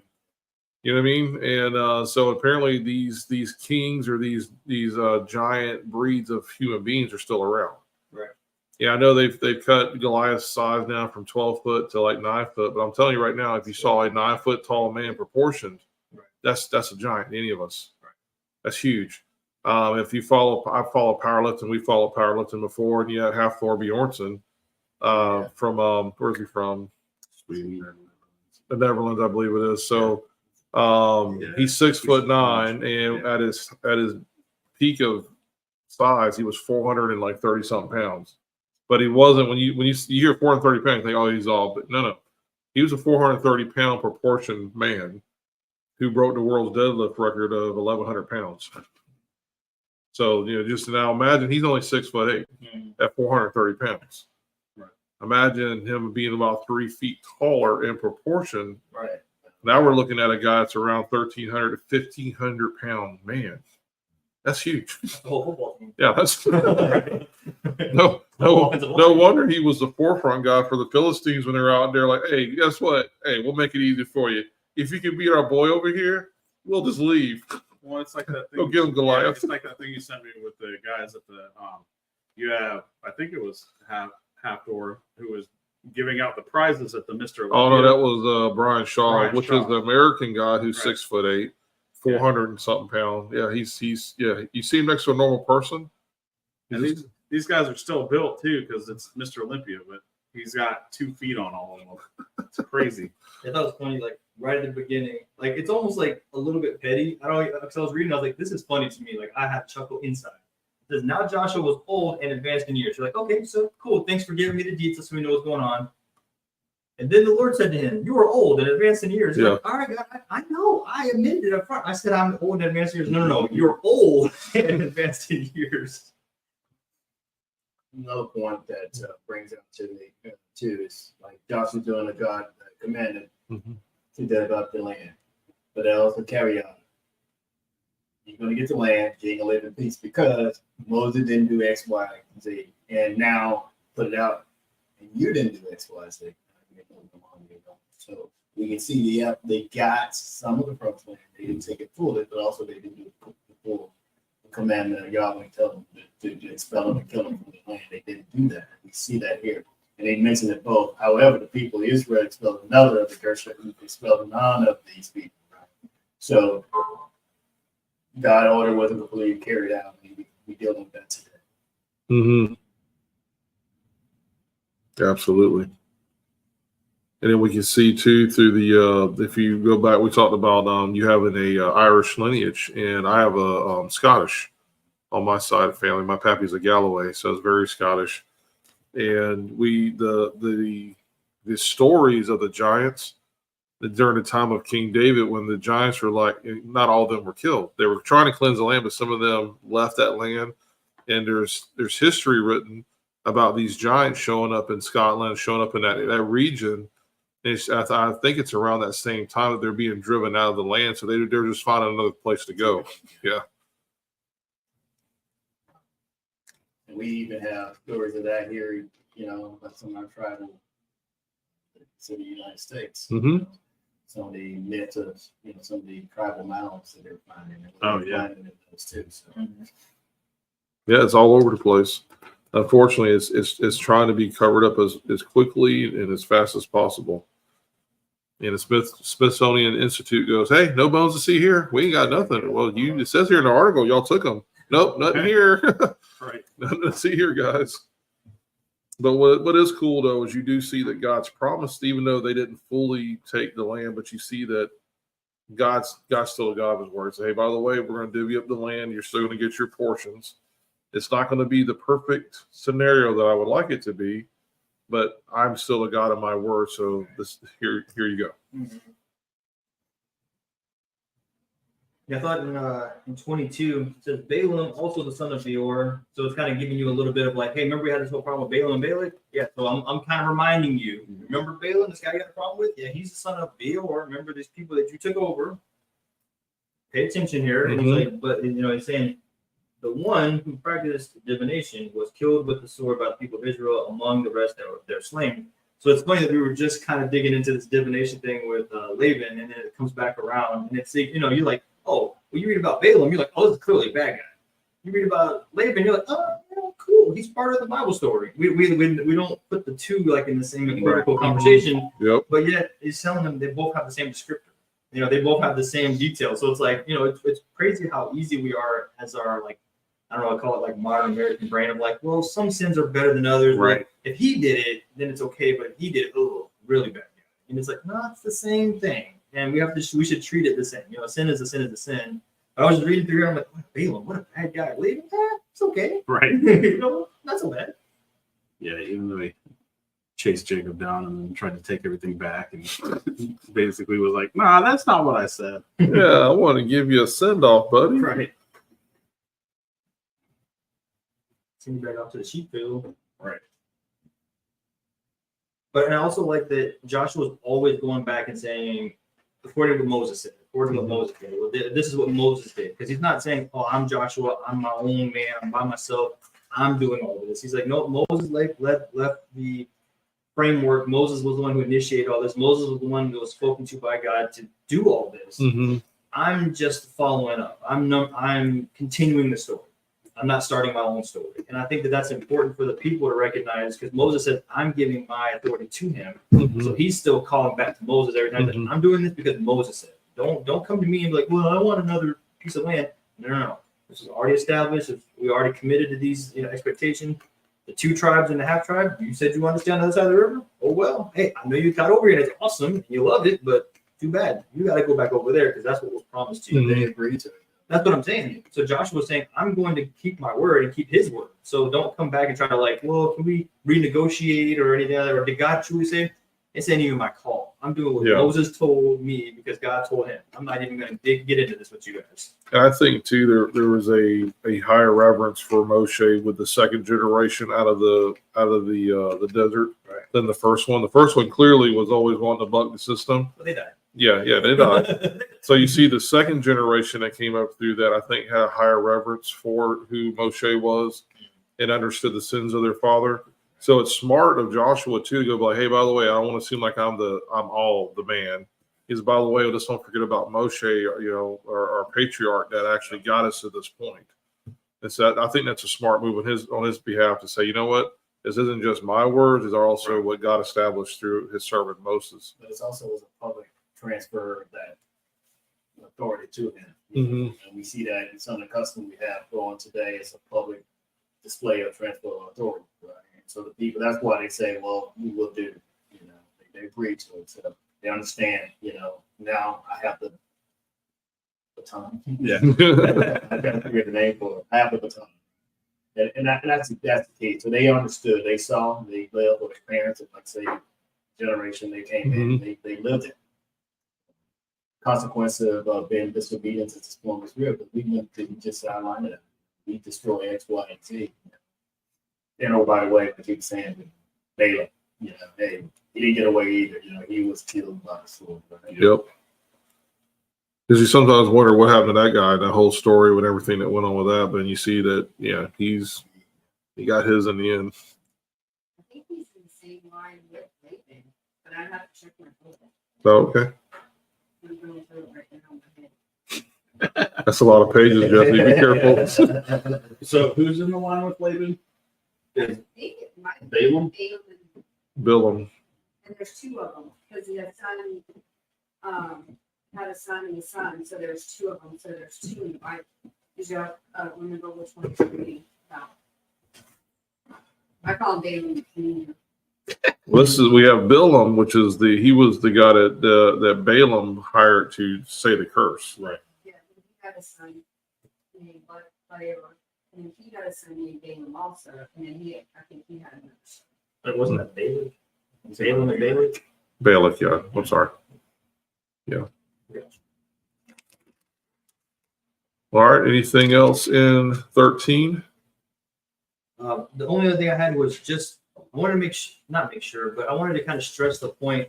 Clearly, it's stressed here in Joshua. When God's fulfilling a promise, it's not a fuzzy line, gray picture. It's you get this city from this guy at this place. there's your boundary, there's your mountain, there's your hill country. Mhm. This is what I'm talking about. I'm not, well, you can have some of that. And I mean, I know I promised you like 7 acres, but it's like 6.9 is pretty close. So I don't know what you're complaining for. Is it, if I said 7, it's 7. If I said these 60 cities, it's these 60 cities. And you get everything that was included in that city. You don't get you get the city, but you have to da da da da. And I love that, even though it's hard to read, it's interesting to see like all these very specifics. It's never just like you get the land. Like today, what's the land? We just kind of guess and decide. If you go look at the ancient maps of where we think it was, it's this line that's drawn like this. It's all smooth and it kind of covers some area. But God's like, no, it was there, there, and there, and there, and that's what it is. So even today we're fighting over the current land and what part of it's whose and how many people get to, and it's the little bitty baby portion, and they're fighting over that. And God's like, that's inside of the bigger land. How can you be fighting over the small bit when it's inside the big bit? That's like us fighting over Kansas when we have all of America. It's like, but Kansas is in America. What are we talking about? So it's just interesting to see how God's laying this out for us today. Reading back to Joshua, you get this stuff, and here's each city and each individual place, so you can't be confused. We can't be like, well, there's 2 cities of the same name. You get both of them. Why are we going back and readdressing this? So then it was no confusion for them then, which is why I wonder why we have so much confusion today. Is it a lack of understanding this, or is it a lack of doing what God asked us to do? And so he's letting it be confused and letting us be given over to the world's ways. I think it's a combination of both.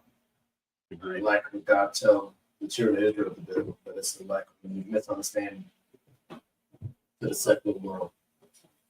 That's what the same thing does as today, what you're talking about with fighting over all the land. They didn't expel who they were supposed to.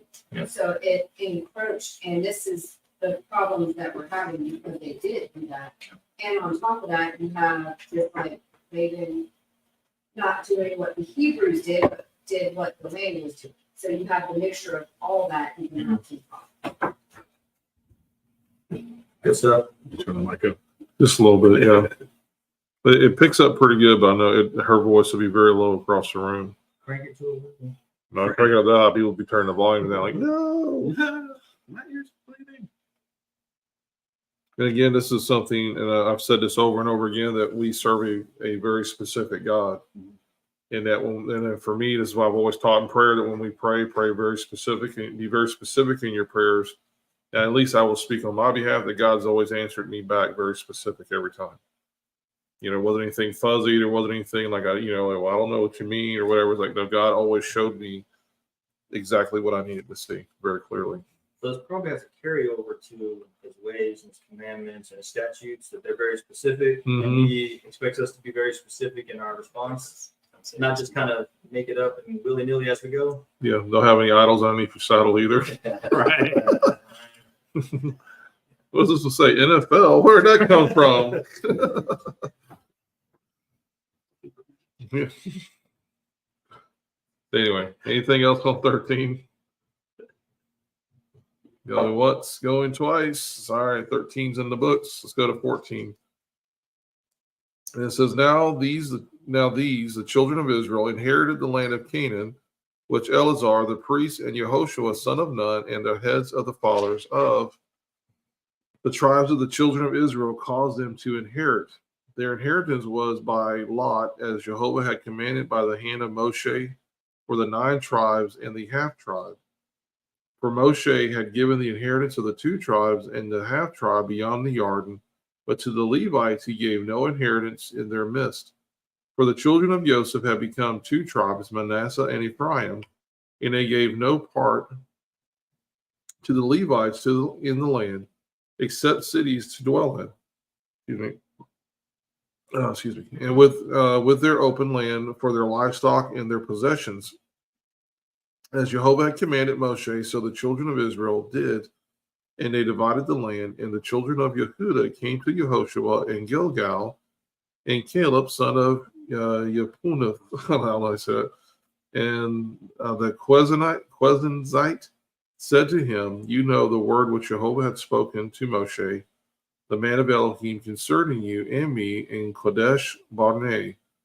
I was 40 years old when Moshe, the servant of Jehovah, sent me from Kadesh Barnea to spy out the land, and I brought back word to him as it was in my heart. But my brothers who went up with me made the heart of the people melt, but I followed Jehovah my Elohim completely. So Moshe swore on that day, saying, the land in which your foot has trodden is your inheritance and your children's forever, because you have followed Jehovah my Elohim completely. And now see, Jehovah has kept me alive, as he said, these 45 years since Jehovah has spoken this word to Moshe while Israel walked in the wilderness. And now see, I am 85 years old today, yet I am still as strong today as I was on the day that Moshe sent me. As my strength was taken, so my strength is now. As my strength was then, there we go. As my strength was then, so my strength is now, for battle and for going out and for coming in. And now give me this mountain of which Jehovah spoke in that day, for you heard in that day how the Anakim were there, and that the cities were great and walled. If Jehovah is with me, then I shall dispose them. And Jehovah said, Yehoshua then blessed him and gave Hebron to Caleb, son of Jephunneh, as an inheritance. So Hebron became the inheritance of Caleb, son of Jephunneh, the Quiznite, to this day, because he followed Jehovah Elohim of Israel completely. Now the name of Hebron was formerly Queriath Arba, or it says Arba was the greatest man among the Anakim, and the land had rest from fighting. Quick question: did you send me the video about Caleb? Yeah, I His did. name? Okay, Yeah. where did I I get sent Nick also. Well, you feel free to share it. No, go for it. Nope. Please. Okay. Don't lie to me. You don't forget anything. All right, yeah. So the name Caleb it's not a, I guess, 100% fact that isn't been fully vetted, but it's speculated, thought of, and defined. The actual name Caleb of the meaning dog, like the canine version of dog, and which was interesting to see, like his lineage and him not being a native Israelite, native Hebrew, right? Mm-hmm. Hebrewian. But I'll speak guys in there. But that his name actually was translated as dog, and so when that story comes up later with Yeshua, whenever the woman comes to him and says, "Hey, but my daughter is possessed," but he's like, "Well, I came from the lost house of Israel." She's like, "But even the dogs get to eat the scraps," and that was a reference back to this, back to Caleb and that story of them being him and Joshua. And how it was like, even Caleb, even though he wasn't a part of the natural order, he wasn't the Joshua, son of Nun. He was always just Caleb. He's like kind of brought in along the way.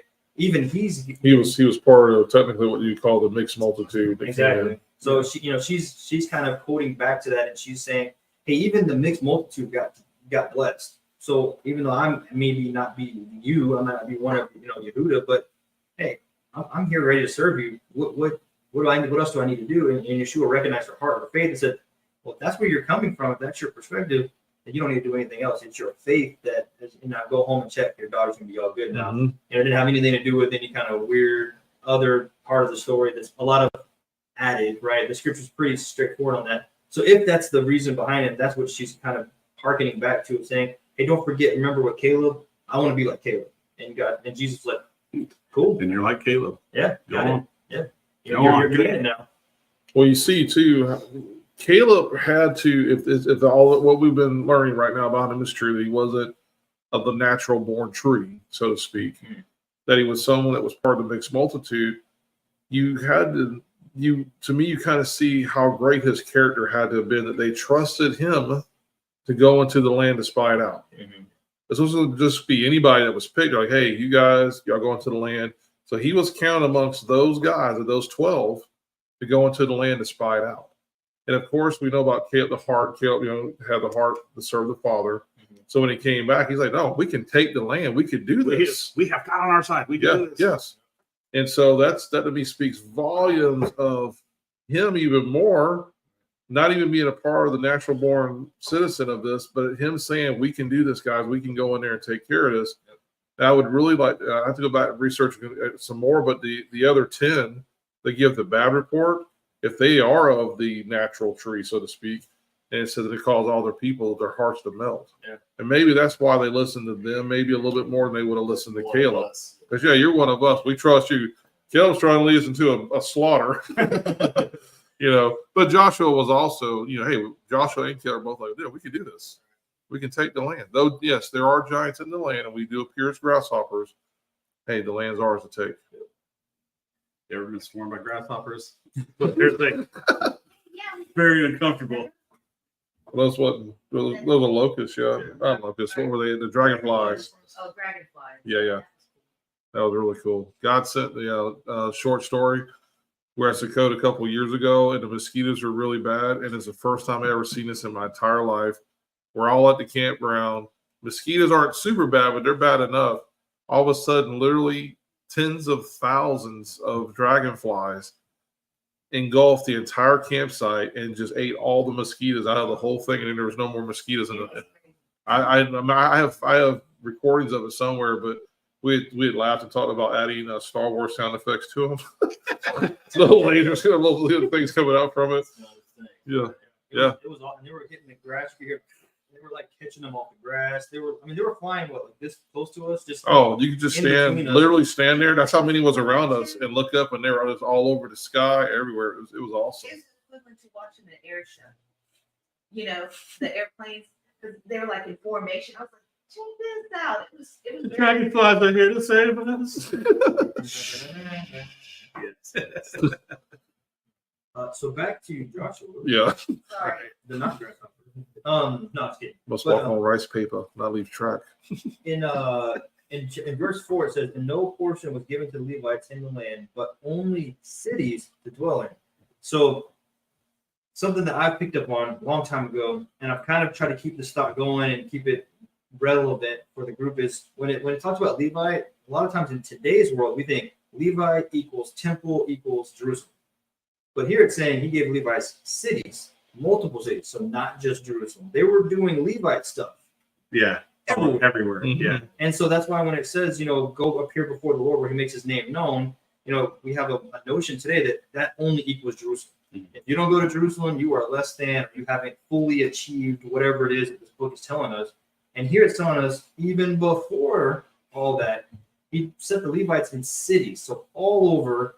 And so that way they can represent the people wherever they're at. So, hey, there's a tribe here, there's some Levites, take care of business. Hey, there's a tribe there, there's some Levites, take care of business. There's Levites everywhere. Mhm. And then even the cities of refuge, we have those that aren't just one, right? So there's always this example of, well, this is a one place, a one time, a one event. But according to scripture, this is all over. Yeah, So and it would and have actually to be. expected them to continue spreading. Because Yeah. remember, they never took the full boundaries. So there would have been even more land with more Levites, with more tabernacle, temple, practice type stuff. But somewhere, I forgot where in scripture was, they tell you about the division of Levi. They had specific duties in that tribe. Not all of them was in the temple, but a lot of them have to do with serving, assisting to the temple. So, But to that point, though, it's not a Jerusalem and that's it. And I think so much of our world, so much of our understanding of Judaism and what we've been able to learn about the history of the Old Testament, we're like, but it's Jerusalem. We almost have blinders on. It's only Jerusalem. It's only within those little walls, and that's the only place God did anything. And I was like, well, clearly the tabernacle moved all the time. It was never just one place. So it's not this place is holy. It's wherever God makes his name is holy. Mhm. And if God's not there, that place is just a place. It's just rocks and dirt. Right. Yes, ma'am. Is that attached to the New Testament also, where they had their own little synagogues in certain places, placed all over the place? Mhm. Would that come from the Levites of the old in those certain cities? That's been my postulation, is that it's always been set up that way. It's been a plurality, not a singular place. Because like I said, it would, even in a modern setting, right? We have millions, billions of believers. We couldn't all currently go to that city and it'd be okay, right? The sewage would be done, the food would be done, the streets would be. I mean, every part of the infrastructure would be over. No current city can manage 1 billion people, right? Like they said, all of China maybe, but not just one single city. It's not even enough. We would be like Mary and Joseph. There wasn't room in the inn for anybody. So it would just be an undertaking that's impossible. Right. And so I think there's a lot of good desire, good feeling, good expectation, but maybe Good some vibrations. faulty scriptures, faulty theology a little bit there. Especially now that we know there's no ark there, Right. there's nothing behind the veil. Now Right. we know. You know. Right.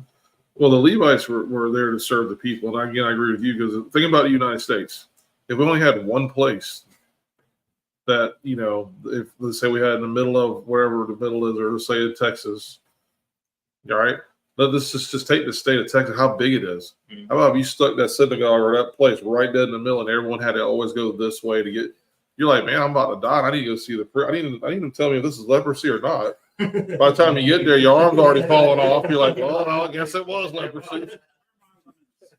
So, but There's just Right. prophecy. Yeah. Good luck, Josiah. Hope you'll make it. come back one arm, one leg less. Yep, it was leprosy, all right. Normally you have two doves, but since you only got one arm, I mean, one dove will do. Yeah. But again, you see God set that up. He's like, hey, the Levites are supposed to be there to minister to the people. They had to be doctors. They had to tell you if you had mold in your house. They had so many things that they had to be trained in and specialized in that I agree with you that they couldn't have been as big as the land's supposed to be. Right. You couldn't just have them all lumped in one little place and everyone having to always come to that part because you'd be dead by then or whatever's going on. You're like, well, it's already been a week, so I guess I'm already clean. I got to go all the way to the temple now. But you just see, again, and here we're reading that he's saying, hey, the Levites will live in the land with you. They just won't own any of it. Right. But they're going to have a place. They're going to have cattle. They're going to have they got their own animals they got to take care Somewhere of. to live. Right. You just won't have complete ownership of where you are. Which makes sense of why you don't give a person walled-in city boundaries of like, this is mine. Well, they're meant to go out into everybody. So if they actually had an inheritance, it would prevent them from doing their job correctly.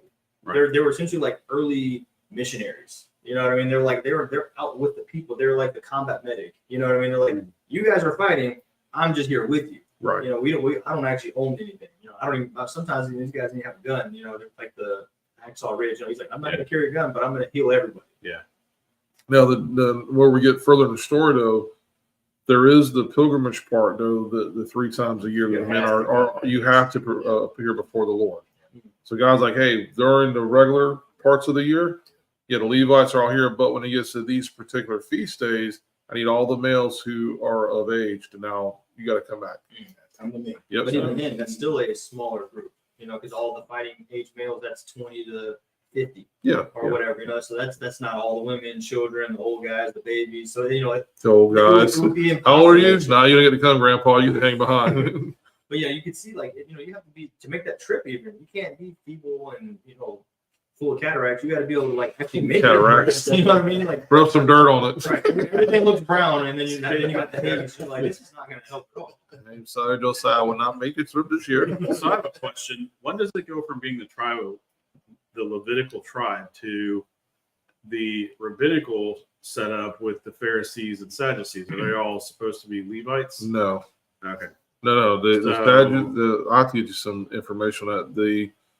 The Pharisees and the Sadducees came in much later. Right. They actually usurped the priesthood of God, and that's why you have all of the Qumran caves or Beth. I always say it wrong. I was about to say that Bethabara. That's So- what I thought. Is that They got usurped, and then there was a false leadership in Israel at that time with the Pharisees, and it actually been going on for a while. They kicked out the legitimate priesthood. Mhm. They kicked them to the side. And that's why they were out at the cave. That's why John was out there in that area baptizing, and that's when the Pharisees came out to him like, "Hey, who told you about the impending doom that's coming? You brood of vipers." John's like laying into him. I'm like, "What are you doing out here? right? You kicked us out, and now why are you coming? Are you coming to repent for your actions?"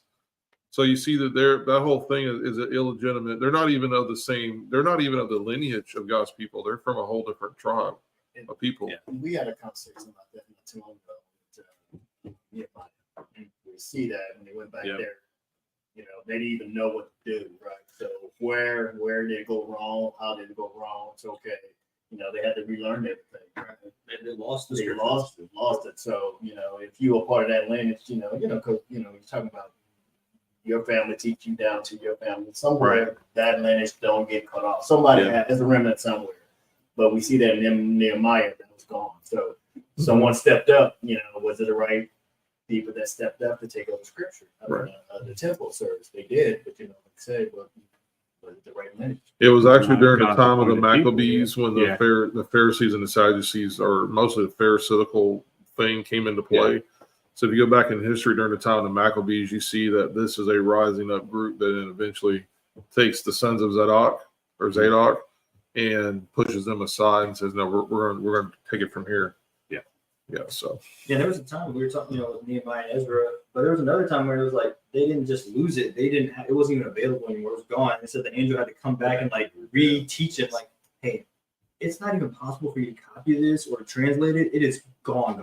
So I'm gonna have to help you to reinstate it to get it back to even the semblance of correct. And that's the part that's crazy to me. So God's saying, no matter what, my word prevails.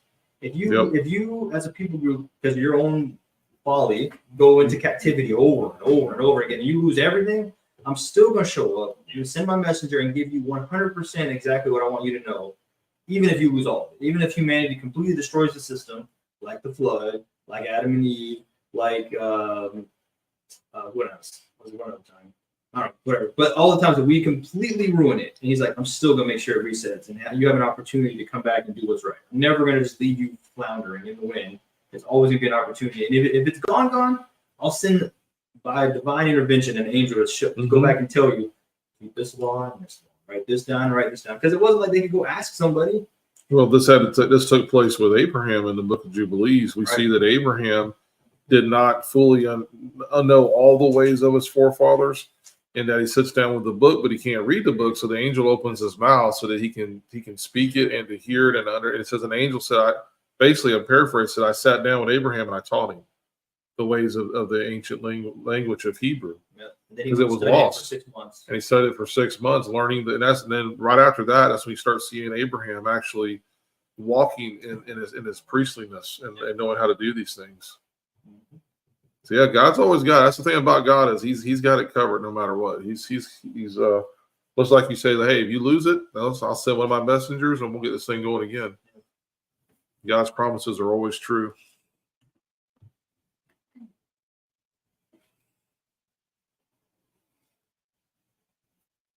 I think it was interesting too. I think he said Joshua was 85. He said, "No, I'm still good. I'm still, yeah. Hey, I'm ready. I'm as good as I was 40 years ago than I am today." Yeah, he comes walking out with the king. I'm still good. I can still fight you boys. But it's interesting because we were reading about in the Jubilees again and with Abraham, 75, and he was taking out kingdoms. Yeah, with 318 guys. Yeah, he's like, hey, we got me and a few gonna handle all of you. Ron. Yeah. And then, but now you see Joshua. He's like, he's even older, and he's like, I'm still taking y'all out. Like, when God's with us, age isn't even we keep putting all these limiting factors on. Well, I'm too old. I'm too young. David, I'm too small. Moses, I can't talk. Right? Everybody's always like, I can't. God's like, be quiet, because I can't. If you just be calm and listen to me, I'm gonna do it anyway, right? Like the supernatural rock that hits Goliath in the head. I'm sure David wasn't the ace in the whole best slingshot thrower in the whole history of forever. I'm sure there was a little bit of divine intervention where that rock went a little faster than normal, where Goliath's head was a little softer than normal. Something where he wasn't just like, gotcha. It was like, hey, I gotta give all credit to God, because this is not possible. I should never be able to do that. Oh no, he killed a bear also. Yeah, he learned his skills from being a shepherd boy. I still think those are, God. Oh, absolutely. Yeah.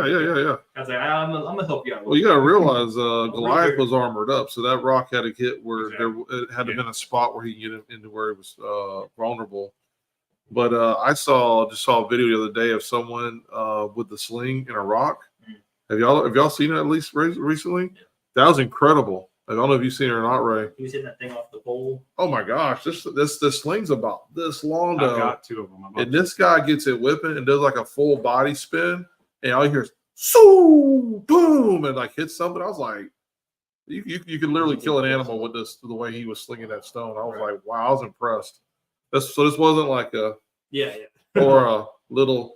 This is like a full body, like him swinging and then bam. I found some online. I bought me and Jesse one because Jesse refuses to arm herself. So she is. She has a slingshot and a box of rocks in her car. As long as I'm not done with it. So right, but Yeah, the sling is made out of leather. It's a really nice leather pouch, and then the strings are made out of paracord, and then it's got a thumb loop that goes over your thumb, and then a paddle that goes in between your fingers, and it's 6 foot long. Yeah. And I watched the video of that guy, and I was just like, I want this. Yeah. Just know that if somebody else is shooting back at you with a gun, I mean, that might be good Well, for you. obviously, I mean, Yeah, don't bring a rock to a gun. Right. Divine rock. Give him a little spin. First of all, Jesse will, and second of all, if it's a divine rock, like Oh, I Jonathan know. was just talking Yeah. about. Well, while you're spinning, he might be missing you the whole time, anyways. Yeah, I'll be the first one Jesse hits. I'm gonna tell you that. Sorry, Nick. Friendly fire. Right. Man down. You just hit me again. I know. I can already hear her laughing already. Like, I got a bag of rocks here, and I'm not afraid to use them. But I think it's awesome though, because and even Caleb here is giving God the gloriness, where he says, "And now see," in verse 10, "Now see, Jehovah has kept me alive." Yep. Yeah. So again, he's giving God all the praise, and he's not saying, "Yeah, I ate all my vitamins, said my prayers, you're hanging and banging in the gym, all this stuff." He's like, "Nope." He says, "Jehovah's kept me alive," and said, "These 45 years since Jehovah spoke this word to Moshe, while Israel walked in the wilderness." So it's kind of a little bit of a reminder of, you messed up. You messed up. I told y'all, but you didn't do it. He says, and now see, I am 85 years old today, yet I am still as strong today as I was on the day that Moshe sent me. As my strength was in, so my strength is now for battle and for going out and for coming in. Can you imagine being 85? We had this on Telegram the other day. Lori had mentioned in there, she mentioned this passage. I said, man, if I make it to 85, it'd be really nice to still have that. To be 85 and be able to still go. I still got 5'10". Yeah. I can still bench press 300. But you got to run a 440 though. Hey, I can do that in my wheelchair. Oh. Put a motor on that bad boy. We're rolling. Yes. So Caleb represented Judah among the 12 spies sent by Moses from Kadesh Barnea into the land, and Caleb and Joshua represented Ephraim on the same mission.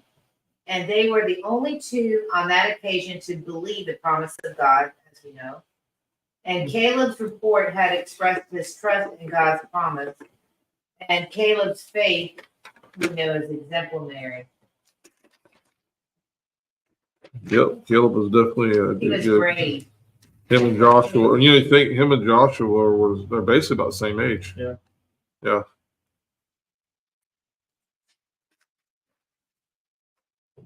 I love that guy's like, hey, I didn't forget about you, son. Here's your mountain.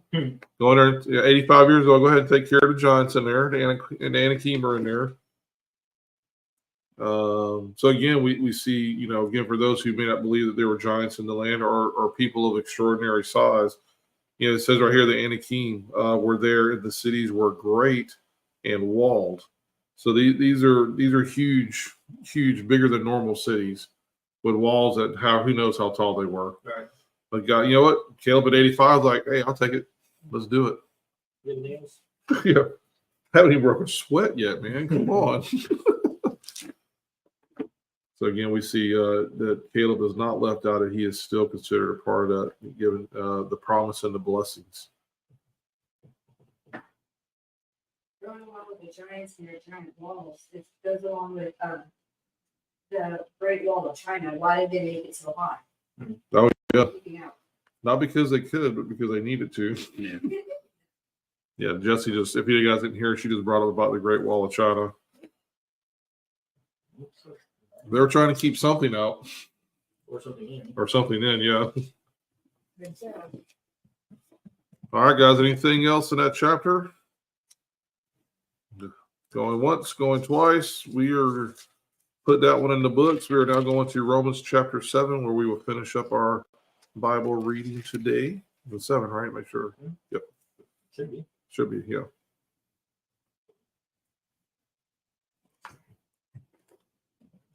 Mr. Ray, Mr. Nick, neither one of you guys want to read 7 for us? Yeah, I'll read. Let me get Romans. to it. Oh, it's funny because I had my tab there because I looked the stuff up. All right, Romans chapter 7. Know ye not, brethren, For I speak to Wait a them. minute, are you reading out of King James? Yeah. You're cut. What else you got? Oh, I'm kidding. I'm kidding. You're right. No, I'm not reading. No doubt thou, Yeah, brethren. all right, you but, guys get to see what I go through, where I've got to have two fingers going, trying to figure out where you guys are at in your modern versions. I'm just kidding. Take my glasses off. Yeah, I know we do. Know ye not, brethren, for I speak to them that know the law, how the law hath dominion over a man as long as he liveth. For the woman which hath an husband is bound by the law to her husband so long as he liveth. Hear that, Jess? You're stuck with me. But if the husband be dead, wait a minute, but you just said as long as you live. right? But if he died, But if he dies. That's an idea. I take it back. You're not getting your slingshot. Yeah. Yeah. She keeps threatening to put. What is it, sweetheart? Yeah, she keeps threatening to put the what are they called? Oils, essential oils in my CPAP machine. So Oh, you'll smell great when you go. I know. Man, he smells fantastic for a corpse. So all right. So ban so as long as he liveth, but if her husband be dead, she's still stuck with him too. That's in my version. That's the all right. But husband be dead, she is loosed from the law of her husband. So then, if while her husband liveth, she be married to another man, she shall be called an adulteress. But if her husband be dead, she is free from the law, so that she is not an adulteress, though she be married to another man. Wherefore, my brethren, ye also are become dead to the law by the body of Christ, that ye should be married to another, even to him who is raised from the dead, that we should bring forth fruit unto God. For when we were in the flesh, the motions of sin, which were by the laws, did work in our members to bring forth fruit unto the dead. But now we are delivered from the law, that being dead wherein we were held, that we should serve in newness of spirit, and not in the oldness of the letter. What shall we say then? Is the law sin? God forbid. Nay, I have not known sin, but by the law. For I had not known lust, except the law had said, Thou shalt not covet. But sin taketh occasion by the commandment, wrought in me all manner of conspicuousness. I don't know. Convectionist. Yeah, something like that. For without the law, sin was Covetousness. dead. Concupiscence. We're just going to murder the English language all the way around. This isn't English. This is like Latin. C-O-N, it's concupiscence. I'm just going to leave it there. For I was alive without the law once, but when the commandment came, sin revived and I died. And the commandment which was ordained to life, I found to be unto death. For sin taketh occasion by the commandment, deceived me, and by it slew me. Wherefore the law is holy, and the commandment holy and just and good. Was then that which is good made death unto me? God forbid. But sin, that it might appear to sin, working death in me by that which is good. The sin by the commandment, that sin by the commandment might become exceeding sinful. For we know that the law is spiritual, but I am carnal, sold under sin. For that which I do, I allow not. For what I would, that do I not. But for I hate, that do I. If then I do that which I would not, I consent under the law that it is good. Now then, is it not more? It is not no more I that do it, but sin that dwelleth in me. For I know that in me, that is, in my flesh, dwelleth no good thing. For to will is present with me. But how to perform that which is good, I find not. For the good that I will do, for the good that I would do not. But the evil, I gotta bring my other Bible next time. But the evil which I would not, that I do. Now, if I do that I would not, it is no more I that do it, but sin that dwelleth in me. I find then a law that when I would do good, evil is present with me. For I delight in the law of God after the inward man. But I see another law in my members, warring against the law of my mind, and bringing me into captivity to the law of sin, which is in my members. O wretched man that I am, who shall deliver me from the body of this death? I thank God through Jesus Christ our Lord. So then with the mind I myself serve the law of God, but with the flesh the law of sin. I need a nap. Yeah. Do you not need a nap? Right. I do, which I need. The nap that I didn't take, I don't know. That I wanted to, But I did not. wanted to, but did not. Yeah. Fleshly sin. This is where I say that this is where Paul's having a schizophrenic Right. moment. Well, I do not. I think when we start off, like right at the beginning, obviously I'm gonna read 23 of the last chapter. It says this. You can just read the whole thing again. I don't think anybody understood what I just read, including myself. Yeah, 23 in the last chapter says, "For the wages of sin is death, but the free gift of God is eternal life in Christ Jesus our Lord." Right. Or do you not know, brothers? For I'm speaking to those who know the law. So Paul's kind of giving us a, again, it's always hard. Like I wish every week we could read the whole thing. Yeah. And then talk about it. But when we're breaking it down, he's going from his conversation prior. It's one flowing conversation. He's telling them, "Hey, you've been set free. Blah blah blah. We need to work on sanctification, which means getting better and better and better until we die. We're never going to be perfect, but we're going to strive for perfection." So he's giving us that perspective. Now he's saying, "But here, I'm going to talk to you guys who know the law. Yeah, what's up?" Right, so he's kind of giving them the I'm kind of smacking you around a little bit because you should know better. Yeah. And as he's telling them, he's like, "Oh, about the woman being married. This is very normal conversation for them. They even had the one who's been married 7 times. Whose husband is she? Blah blah blah." So these are common threads that everybody who heard this would have understood. And these Jewish people that he's talking to, he's letting them know, don't forget, I'm Paul. I know the law, right? I know everything that you're ever going to tell me. Better than you probably know it yourself. Yep. And so as I'm breaking this down, you guys always have these problems with, well, who's married to who, and can I divorce her? Right. It's very common of, she's no longer pleasing. Moses said I can divorce her, so I'm just going to divorce her. And it was a common thing for them to put away their wife. So he's kind of digging in. He's like, well, according to what you guys are following right now, you're doing this pretty often, but none of you are dead. Many of you guys are on your second wife, third wife, because she was not pleasing, so you put her away. Mm-hmm. So if you're not dead and she's still out there, what's up? So he's starting off essentially pricking their heart. Yeah. Hey, you're talking about me. Excuse me, I'm the one with the long seats and I sit on the best chair at dinner. How are you going to come to me like this? You know what I mean? And then that's why he keeps saying, as you stated, like, absolutely not. Let it not be. Right. Of course not. Because he's like, your statements, your assertions are ridiculous at best. And he's kind of trying to bring that out in them to let them understand what he's trying to say. He's trying to get them to have a conversation where he's at. Because so far, a lot in the Jewish community and the leadership at the time, the conversation was always on their side. You adhere to us, you follow our rules, you break the Sabbath, we're going to come down, we're going to send the Sanhedrin on you, we're going to send the Pharisees to come spy you out. Where Paul's like, okay, watch this. You have a conversation over here now. Now you're going to be a little bit uncomfortable. Now we're going to talk on my terms. But my terms are, I talk to Jesus. I talk to Yeshua. He didn't come talk to you. He came and talked to me. So I got something to tell you. And you need to come over here now. Right. Yeah, he takes their logic and then he turns it on its head because he's like, so I'm going to give you scenarios that you guys are all doing. And I'm going to use all of your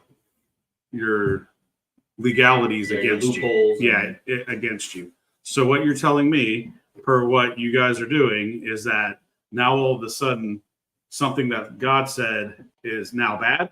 God forbid. Right. So there's no way that's accurate. And then he'll go on and explain. So, and then he goes on, I think, to basically he's explaining grace. Like he still does sins of the flesh and he doesn't want to, because the spiritual side of him is in 100% alignment with Yeshua and Yahweh, but he still has these different things. So then is he godly or is he not godly? And what it comes out is he is, because of the grace that we've been given. So, and should we still be doing this stuff? Yes, we should, the best of our ability. Mm-hmm. Yeah, I think obviously we'll probably dig into it in a minute, but the word law is thrown in here like Right. 18 times. And each one of those laws is not the same Greek word. Some of them are law as in God's original Torah law. Some of them are the law of the Pharisees, the Talmud type law, the written law, or the oral Torah. And then some of it actually, I think one of the verses is talking about the law of nature, the law of man. Right. Like how we have the propensity to sin. It is a law that we will grow old. It is a law that we have to breathe. So he's saying, hey, the law of humanity is trying to take over me. Right. So I'm trying to follow the law of God, but you're bringing me the law of man. Yep. So he's actually talking about 3 different laws in one conversation. When he says, law I want to do, I don't do, but the law that you're telling me I can't do, but the law of God I'm trying to do. Right. And it sounds like it's all one thing. So he's like, oh, the law is bad. Well, the law of man's bad. Right. But the law that I can't get over is the law of humanity. But the law that I want to do is the law of God. Yep. And so it's 3 different things kind of all thrown into one conversation. In our modern English translation, we're just, it's like the whole thing with Peter and Jesus. Do you love me? Yes, I love you. But they're having a whole nother conversation that we don't read in English. We just say love, love, love, love. And he's like, no, do you phileo me? Do you love me as a brother? He's like, no, do you agape me? And they're talking about 2 totally different things, like on the whole other spectrum. Hey, me and Joe are brothers. No, he's like, no, will you literally die right now for, how much do you love me? And that's a whole other conversation. Yeah. Where Paul's like, well, your law versus my built-in law versus God's law. These are not the same. Nope. But they're written here they're just all equal. There's throw the word law around. And it's very important for us to understand that that's where we get a lot of the faulty theologies. We're reading law of man as the law of God. And so, he said, throw out the law of the Pharisees. And he's like, oh, we heard law, throw it out? Cool. So anything back here, law, throw it out. We're good. And that's a huge error on our part of just not understanding. So I always like to translate that word to Torah. So Paul said, I like what he said at the end, it said, but I'm a slave to the Torah in my mind, but I'm also a slave to the sin in the flesh. So that we saying that, so I get it. Paul was saying, I'm not above you guys because I understand in my humanly flesh, there's things I don't care to do, but I do, right? And we do that, and but it doesn't mean that I does not love the Father, nor do I want to continue to follow him. That's a distinct, so I don't use that as an excuse, because we reward the flesh, But the key for us today is that we understand that, he said that, if it wasn't for that law, I would not know what sin was. Right. So that's the measuring stick. So the law has a purpose. Yeah. You're not slave to it, but it does have a purpose because it points out what is truly right and what is wrong, right? So we use that to gauge where we at, and that's what he said. So my favorite scripture in there is the last one, I know what I need to do, but yet I do what I don't want to do. But at the same time, I understand who I am in that, And so sometimes we see that, we use that as Paul said it's no good, and I can, but that's not what he's saying. Paul's a Jewish man, saying that he gonna follow God's Torah, but the flesh that he's walking in sometimes have something counter to that, and we do that today. We have warring in our fleshly body. We tend to do things that we don't want to do, even though we know it's right or wrong, right? We tend to do that, right? And so we see Paul is proud of that too. So it goes to show that, even a man of God in his stature had these inner conflicts within his spirit and nature. There's no different from us too. And that's what we tend to forget that, we say Apostle Paul this, Apostle Paul, but he's just saying that he's showing the human side right here in this chapter. I go through the same thing you guys do, but I always come back to the law of God. And I want to add to that, Ray, because we tend to think when we hear someone say, I do things I shouldn't do, blah, blah. Sometimes we go with the worst case scenarios of sin in your life. He was going to the bars, he was drinking, he was a glutton, whatever it was. No, when we go back to the Torah is actually about how to love your brother as yourself. So I guarantee some of that conflict can be, I really don't feel like doing this today, God. I really don't feel like going over there and talking to the Colossians. I don't really feel like talking to them anymore about their being dumb. And some of this, right? Some of this internal conflict isn't that he's going out doing something what we would deem to be bad today.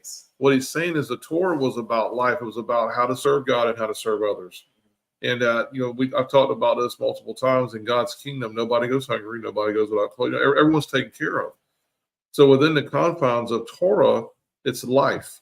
And sometimes we just don't want to, like as a pastor, there's been times I don't feel like doing this. I ain't into this today, God. I don't feel like doing this today. And God's like, well, you got to. So I have to say no to my flesh, because flesh will tell you, well, I just don't want to go. I don't want to show up. But what's funny is you're always glad when you do. You're always glad when you're a part of doing it. You kind of work through that process of the flesh.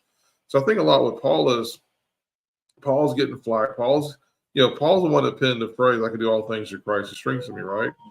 Well, when you go back, and unfortunately we take those little sayings and we put them up on our mirror, whatever, I can do all things. What you have to understand with Paul is that was specifically for him, because Paul says in his letters, I've been blessed with a lot and I've been blessed with little. Or I've learned how to live with a lot. I've learned how to live with a little. I've been welcomed. I've been kicked out. I've been all these things. Paul's like, for the sake of Christ and the kingdom to come, I've experienced the gamut of all of it. But I know that through all of this, because God has brought me to do this, I can do all these things through him who strengthens me. This isn't about how much you can bench at the gym. This isn't about you being the number one realtor in South Carolina. This isn't about any of that stuff. He's actually speaking about real life circumstances of, hey, I'm in the middle. I'm the one that's getting beat up. I'm the one that's getting treated badly by my own people. I'm the one who's in prison. They're literally shackled to the center of the jail. To this side, like they were so like, we're gonna make sure you can't get out. We're gonna put you in the middle of the jail, shackled to the wall. There's gonna be no chance. And God's like, all of a sudden, Paul, I forgot who was with him at the time. They start singing some songs of praise. God's like, that's my boy right there. Let me bring some walls down for you. Even in the midst of that. So we look at Paul's life. I'm sure there was times in Paul's life where he was kind of like, today ain't a good day. I really don't feel like this today. I don't feel like going there and healing that person. I don't feel like doing it. And God's like, well, you got to. So my flesh is telling me, take care of yourself. But the Spirit's saying, but I brought you here to minister to others. So that's what I need you to do. Right. That's why you said, we're a wretched man that I know I need to do that, but I don't want to, Yeah. I want to keep telling John this every day. You know by now. So I think I just want to kind of bring it up with the whole thing about doing things I know not to do. This isn't necessarily speaking of him doing literally bad things. I think it's him battling. He understands. Because at the very beginning, like you said, Jonathan, what does it say at the very beginning? He says, or do you not know, brothers, for I speak to those knowing the Torah. So what I'm getting ready to speak these words, you're going to know. And so this isn't going about speaking to ignorant people here. But the rest of it to those who are unlearned, as Peter says, that you're going to misunderstand Paul's words. To the unlearned that listen to this thing, you're like, man, you're having a schizophrenia. You need some like medication, dude. You're like all over the place here, So anyway, I'll throw those 2 shekels in there on that one. I wanted to read 11 and 12 because these ones are like obviously highlights for me. So it says, for sin, seizing an opportunity through the commandment, deceived me, and through it killed me. So the law is holy, and the commandment is holy and righteous and good. So it's given us this really like interesting thing. It's like without the law, like I said, without the law, I didn't know what sin is. If you don't know what sin is, you never repent from sin, so you just have a life of sin. You have no atonement. Well, you also aren't held fully accountable by God, because literally you can say, well, God, I didn't know. Well, yes, in the full extent. Right. You still know, like if I kill somebody, you still know like, that was a good thing to do. Yeah. If I steal from you. Don't play dumb on that one. I didn't know. Yeah. So, without the law, without a form of what's right and what's wrong, we would only have a life of wrong. We would not know that it was wrong. And then we would have no atonement for it. We'd never ask for forgiveness for it. So when we get to the pearly gates, as I said, we have our bag of sin and no one there to take it. And it was like, you got to own it. Where he's saying, hey, with the law has actually shown me that I've sinned, that I've fallen short of the glory of God, that I've missed the mark, that I've transgressed the law. Mm-hmm. I needed this to tell me what I'm doing wrong, because there's some stuff in there you're like, hey, go tithe, or make sure you give 20% if you steal something. If you don't have the law and you're like, hey, I took your phone, I bought you another phone, even Steven. And God's like, oh, not really. That wasn't good enough. I said, give him the phone back. Yeah, that was a model from 3 years ago. You didn't catch up. Right. Better. So, it's give him the phone plus 20%. I mean, that means give him a gift card and the phone and make him dinner. Oh, and give him a case for the phone. Exactly. They got to get the OtterBox. I get the OtterBox, yeah. So, there's a lot of stuff in the law that isn't just, we wouldn't just innately know. We wouldn't just assume, like, we would do it what we feel is right. But we're saying, God's saying, I do what I say is right. So then he goes on to tell you, he's like, because so the law is holy, which means set apart, right? Mm-hmm. Good. It means that the law is holy, And the commandment is holy and righteous. It's the right thing to do, the right way to live, and good. So if you have any questions, the law, the Torah, the scriptures are what we live by, because they're set apart, because they're good, and because they're the path of righteousness. And so Paul, it's like you can't read that and then turn around and say, oh, Paul doesn't like the law. And then later, I forgot what verse it is. I'll find it in the same thing. But he says that the law is spiritual. So, when people say I worship in spirit and truth, well, if the law is spirit, you worship in law and truth, right? Which law and truth are kind of the same. They're almost synonymous at that point, because everything in the law is going to be true. So it's very objective, not subjective. So we don't even get to add our opinions, thoughts, or feelings on anything. Do it. If you're doing it outside of this, then it's just sin. Right. Period. Yeah, that was verse 14, by the way. Yeah, I was going to scroll down, but I was like, I don't want to do it. I'm going to miss my point. And that's the point I make when I'm dealing with people. They said if you're doing anything counter outside of that, I don't care how you want to frame it, it's sin. And you can call it what you want. It's sin.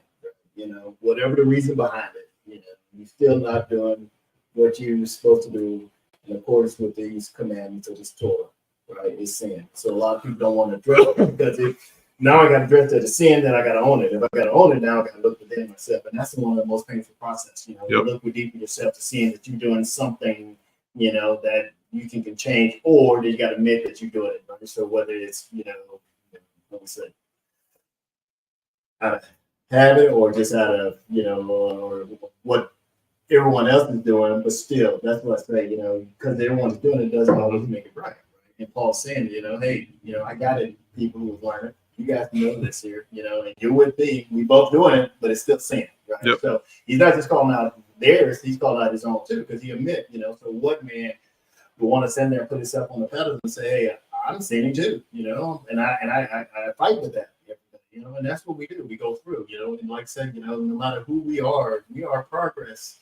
We're in progress of trying to get to that perfection that we don't want to do, but the law help us to stay on that path, so we can be fulfilled and complete. That way we can have that opportunity to stand and he say at the foot of the gate and say, well done, good and faithful service, So that's why we don't, the plank in my eye versus your eye, I got to understand what's in my eye so I can address those issues so I can get right. And then I use that Torah, the law, to see, okay, am I on the right path? Am I not? You get it. You're gonna see it. You're not doing what you're supposed to do, and that's the battle we have today as humans. You're gonna war, and Paul tells us that. I want to do good all the time, Pastor say, but I don't want to go and talk to them people down in First Baptist again. Well, I've told them 20 times, but go, but go, and that's a war in your spirit, but they should know by now, but go. And that's, we obedient to that. And sometimes, we need to know. I don't want to sit down and talk to Nick and you tell me you need to witness. You want to talk to you, Nick? You need to witness to this brother, right? Right. God, like you sit down with somebody, the spirit just say, you need to have that conversation. Like, I don't want to talk to them because they will think I'm weird. Or, but, we're praying, That's that word in the spirit also. Yep. Not doing what you know what is right. So, Yeah, I want to. How long were you in the your Air Force? I was in Army. I'm sorry. How long were you in the Army for? almost 35 years. 35 years. And you started, if I remember correctly, Jonathan, you started off as a mechanic I started out to helicopter mechanic. for the Apache. Huey's. Huey's. Oh, Yeah. he's telling his age, but no. Yeah, but my point being is there's a manual for these helicopters, and there's procedures you have to take. There are the not washers, but the what's the rubber parts in there? Gasket. The gaskets that on the fuel lines, that if you take that fuel line off, that gasket has to be replaced every time you pull that full fuel line. I know a friend of mine was an Apache helicopter mechanic, and he remembers that one of his superiors wanted him to sign off on that he would replace the gaskets, and he refused to do it because going outside the lines of what that manual says to do could cause death. Yes. And what happened was that thankfully no one died, but that helicopter, the fuel lines burst and those gaskets give way and fuel was going all over the place. Thankfully, nothing crashed. It happened there on the pad. But then, of course, then the other guys come in and go, who signed off on this? And so there's a chain of command there of who let this go by. Of course, my friend refused to sign off on it. So then it went to his superior that got in trouble for doing it. There's a lot of checks and balances, especially with those type of machines, that if you don't do certain things, people can die. And I'm the guy who's testing it out. So Yeah. it's me. If it giveaway is me. Yeah, it is. It is strict. And there's zero tolerance. Exactly. Because it is a life-led situation. And I'm a test pilot by trade, so I'm the one trusting your word. So you can, but you trust, but you also got. You're gonna trust that guy did what that manual said to do. You got to verify.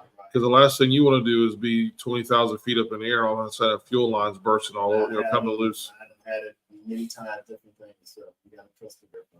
Yeah, absolutely. So I look at we can use that example of God's word. It says, Moshe said to the people of Israel, he said, hey, today you need to choose life or death. The Father has given us clear instructions on this is what we need to do to have life. But if you choose not to do this, there's death. And that death came in the form of 40 years on the backside of the desert. Unfortunately, in your profession, death could come like that by someone not following the instructions. That's what people need to realize, that God's instructions are not there to be burdens. It's actually there to promote life. Mm-hmm. And so when we hear this argument, oh, well, it was such a burden, it was such a this and that, it's like, no, if you go back, all he's doing is saying, hey, to have a relationship with me, if you do these things, there's no burden whatsoever. There's only life. And not only do you get to live good, but everyone around you gets to live good. And when everyone's living good around everybody else and everyone's doing good, the widows, the orphans, the sojourners, everybody gets to eat. But as soon as it takes that one person who didn't change the gasket and the fuel line, and the farmer who didn't allow his fields to be gleaned off of, all it took was the people to stop tithing to the Levitical priesthood, because that was their meal. The food you brought in that was part of the sacrifice, that was for them to eat. So when we see that when people stop doing the manual, all of a sudden death comes in and disorder comes in. And not only is one person's life affected, but now you have multiple people who, in this case here with the Torah, this can be an entire town of people that can be affected by this.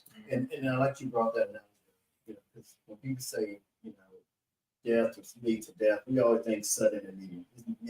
I can tell you how many times I might have flown that aircraft, 23rd time, but that 21st time, it gets away. But the consequence and the end result is the same. Right? Yep. It will happen, right, over time. So it's not always upfront and immediate. Sometimes it is, but a lot of times that's a slow progression, right? But it end up with the same results, and that's what people don't understand. Sin will lead to death, whether it's immediate or whether it's a drawn out thing, but it comes to the same place. And I like that on that. And a lot of people I don't think they think that in those terms. Yes. Also, you can see Paul's frustration, because what he's also trying to point out is the law of God is always good. It's our will of God. It's our will to not do that. That's what makes us despise the law, basically. And that's why he's so frustrated. Is like, I know that this is good. I know the blessings that come from this, and I still do the other stuff. Mm-hmm. And you can kind of hear his frustration, but he's also trying to point out to them that the laws of God are good. It's how you perceive what's going on that you're having the issue with. Right. Because the law doesn't change. It's from God. So you perceive it. Yeah, I think if we kind of take that same thought into, I'm going to read 21 and 22. So it says, so I find it to be a law that when I want to do right, evil lies close at hand. Yep. For I delight in the law of God in my inner being. So he's essentially saying, like, kind of exactly what you're talking about. I'm trying to do this, but it seems like every time I'm on the straight and narrow, all this bad stuff is to the left and to the right. Mm-hmm. And it would be really nice if I was trying to do the right thing, if everything was all primrose. He's like, well, that's not the narrow path. That's not the, it says you will be persecuted. You will go through trials and tribulations. Mm-hmm. We are set up for the tribulation times and tribulation period. So he's saying, if you think coming to God and receiving all the blessings comes with all good, well, you're mistaken, because guess what? Evil's just right there. And actually, the more set apart you are, the more fine-tuned you've received your life. Like in chapter 6, talking about sanctification, the closer and closer you get, guess what? That means there's more and more bad stuff now, because you're set up on this little hill. Everything that's not on the hill is bad. Yep. Because you've now gotten, your path has gotten smaller and smaller and smaller. You're on a very narrow one-on-one relationship with God. You're putting yourself directly in line with Him. And so you're points of deviation, even though you only deviated 1%, to the guy way at the beginning of the race, it's not even recognizable. You didn't even know I said one cuss word. Yep. Okay, I already said 38 today. Who cares? But Paul hadn't said a cuss word in 40 years. Right. He said one cuss word. That's throwing him into a complete spiral off the path. Yeah. So he's telling him, as I'm doing better and better, the evil just, it's like, like you're on a road, like, and the cliff is like, it's right there. Your wheel is halfway off, the road. You're like, man, this is getting tough. But God says, compete the race, run the race and compete for the prize according to the rules. And that's Paul's verse. So he's saying, run the race, but you have to compete according to the rules. As soon as you break the rules, as soon as you stray even a little bit, you're off. You're done. Your race is over. You're gonna break your leg. You're gonna twist your ankle. You're gonna mess up. There's only one way. The way of true life, right? There's one of those. And then he goes on to say, "For I delight in the law in my inner being." So he's letting them know it's a spiritual soul thing that he likes. His flesh is like, whoo, my flesh wants to do, you name it. My inner spirit loves the law, and I know that I should love the law. Inside, this is real easy, right? Inside, we can think in our head, I should do what's right today. And then as soon as the person comes up and steps on our new white shoes, we're like, my outside does not want to do what's right. My inside would love to do what's right. You know what? Step on my other shoe too. Right. It's fine. Make them even. So it's just one of those things where when you really, really listen to Paul, he's telling you, inside, I understand. On the outside, I'm man like everybody else. Just like Yeshua says, I'm man like everybody else. I have to get tempted and struggle just like everybody. Don't think that I'm your high priest, that I can't understand and I don't recognize that I haven't gone through the same trials as you've gone through. Could you imagine getting this letter from Paul though? Because you'd be like, "Hey guys, I think we need to send somebody to check on Paul because he's having kind of a psychotic break. He's arguing with He's thinking a few too many hits to the head." Right.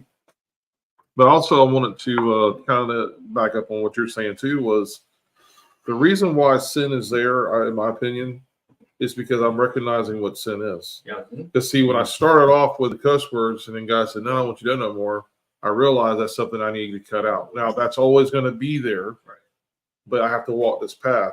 And as I'm going down the path, God's like, "By the way, we're gonna take this off of you too. We're gonna take this off of you here." But as you're going along that path, those things are still right there. So now the sin is always there. Yeah. Whatever it is in your life that God's showing you, because the narrower the path and the more that we get closer to what we call, quote unquote, the Holy of Holies, we realize that the old man's being taken off, shut off of us all the time.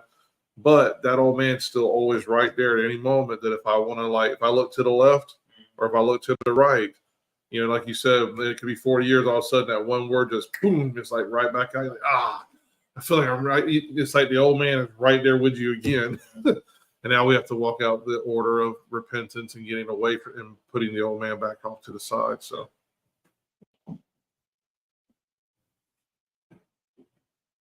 Good stuff. Yeah, man. Good stuff. So, guys, we're probably, if nobody else has anything on chapter 7, we're going to call it a wrap. It's already about 4:40-ish or 4:35. I'm wearing my watch on how good its battery is. So, yep, 4:36 now. So, anybody else got anything they want to say on that? But I will say this. When you're reading Paul's writings, take your time. Yeah, I do have it up there, so maybe it won't be as loud. When you're reading Paul's writings, take your time. If you blow through it or you just think, I already know what he's talking about, stop, reflect, let the Holy Spirit speak to you, because especially if you're the mindset that you think Paul did away with the Torah, right? He did not. Though there are those who believe this. Then there are those who believe that Paul should be thrown out completely out of the entire Bible. I don't believe that to be the case whatsoever either. Go back and read what Paul had wrote, and then actually go back and, like Jonathan was saying, go back and look at the words used for Torah and instructions. And there are times where you can insert the Talmud into that as an understanding. And so it's not all the Torah that was given to Moshe. Some of this is the Talmud things that are present at that time as of today. So just take your time, read through it, and let the Holy Spirit speak to you. And we love you being on this journey with us through the letters of Paul and everything else we got going on. So with that being said, Jonathan, if you'll close us out in prayer, brother. All right, Lord, thank you so much for this evening, for this group of men and women who use their time to honor you and to serve you, Lord, as you cause us to be a holy assembly, a convocation all under one umbrella, and that's you, your son. And I just thank you for this word that you've given us, reading through Genesis and Joshua and Romans, seeing so much of who you are and how you expect us to live, and the way that you want us to reframe our thoughts, and the way you want us to live our lives on a straight and narrow path that leads us straight to you, Lord. You are holy and pure. You are awesome and great. And we are struggling to get through this life and through this world. As Paul, he's trying to do what's right, and is always struggling to do so. And I just know that in our own lives, we all have our own individual stories, our own individual planks and dust and whatever else is in our eye. And I just pray that we take these times where we gather together, that when we're in a group, with two or more strands, that it's not easily broken. And thank you for this group, that we're able to meet together, that we're able to open and share freely, and that we can be there for each other, to help uplift each other and grow each other. As part of your two greatest commandments, to love you and to love each other. So this is our opportunity to love each other when we're all gathered together. And I just pray that these thoughts, these feelings, and these sentiments don't leave when we leave the building, but that they carry us through our week until we get to meet again on your Sabbath, holy set apart day. So thank you for your son, for his high priest role in heaven right now. I pray all these things in his name, Yeshua. Amen. Amen. And thank you guys for joining us online today. And for those who are in person, God bless you, keep you. May his face always shine upon you. We'll see you next time. Shalom. Sure.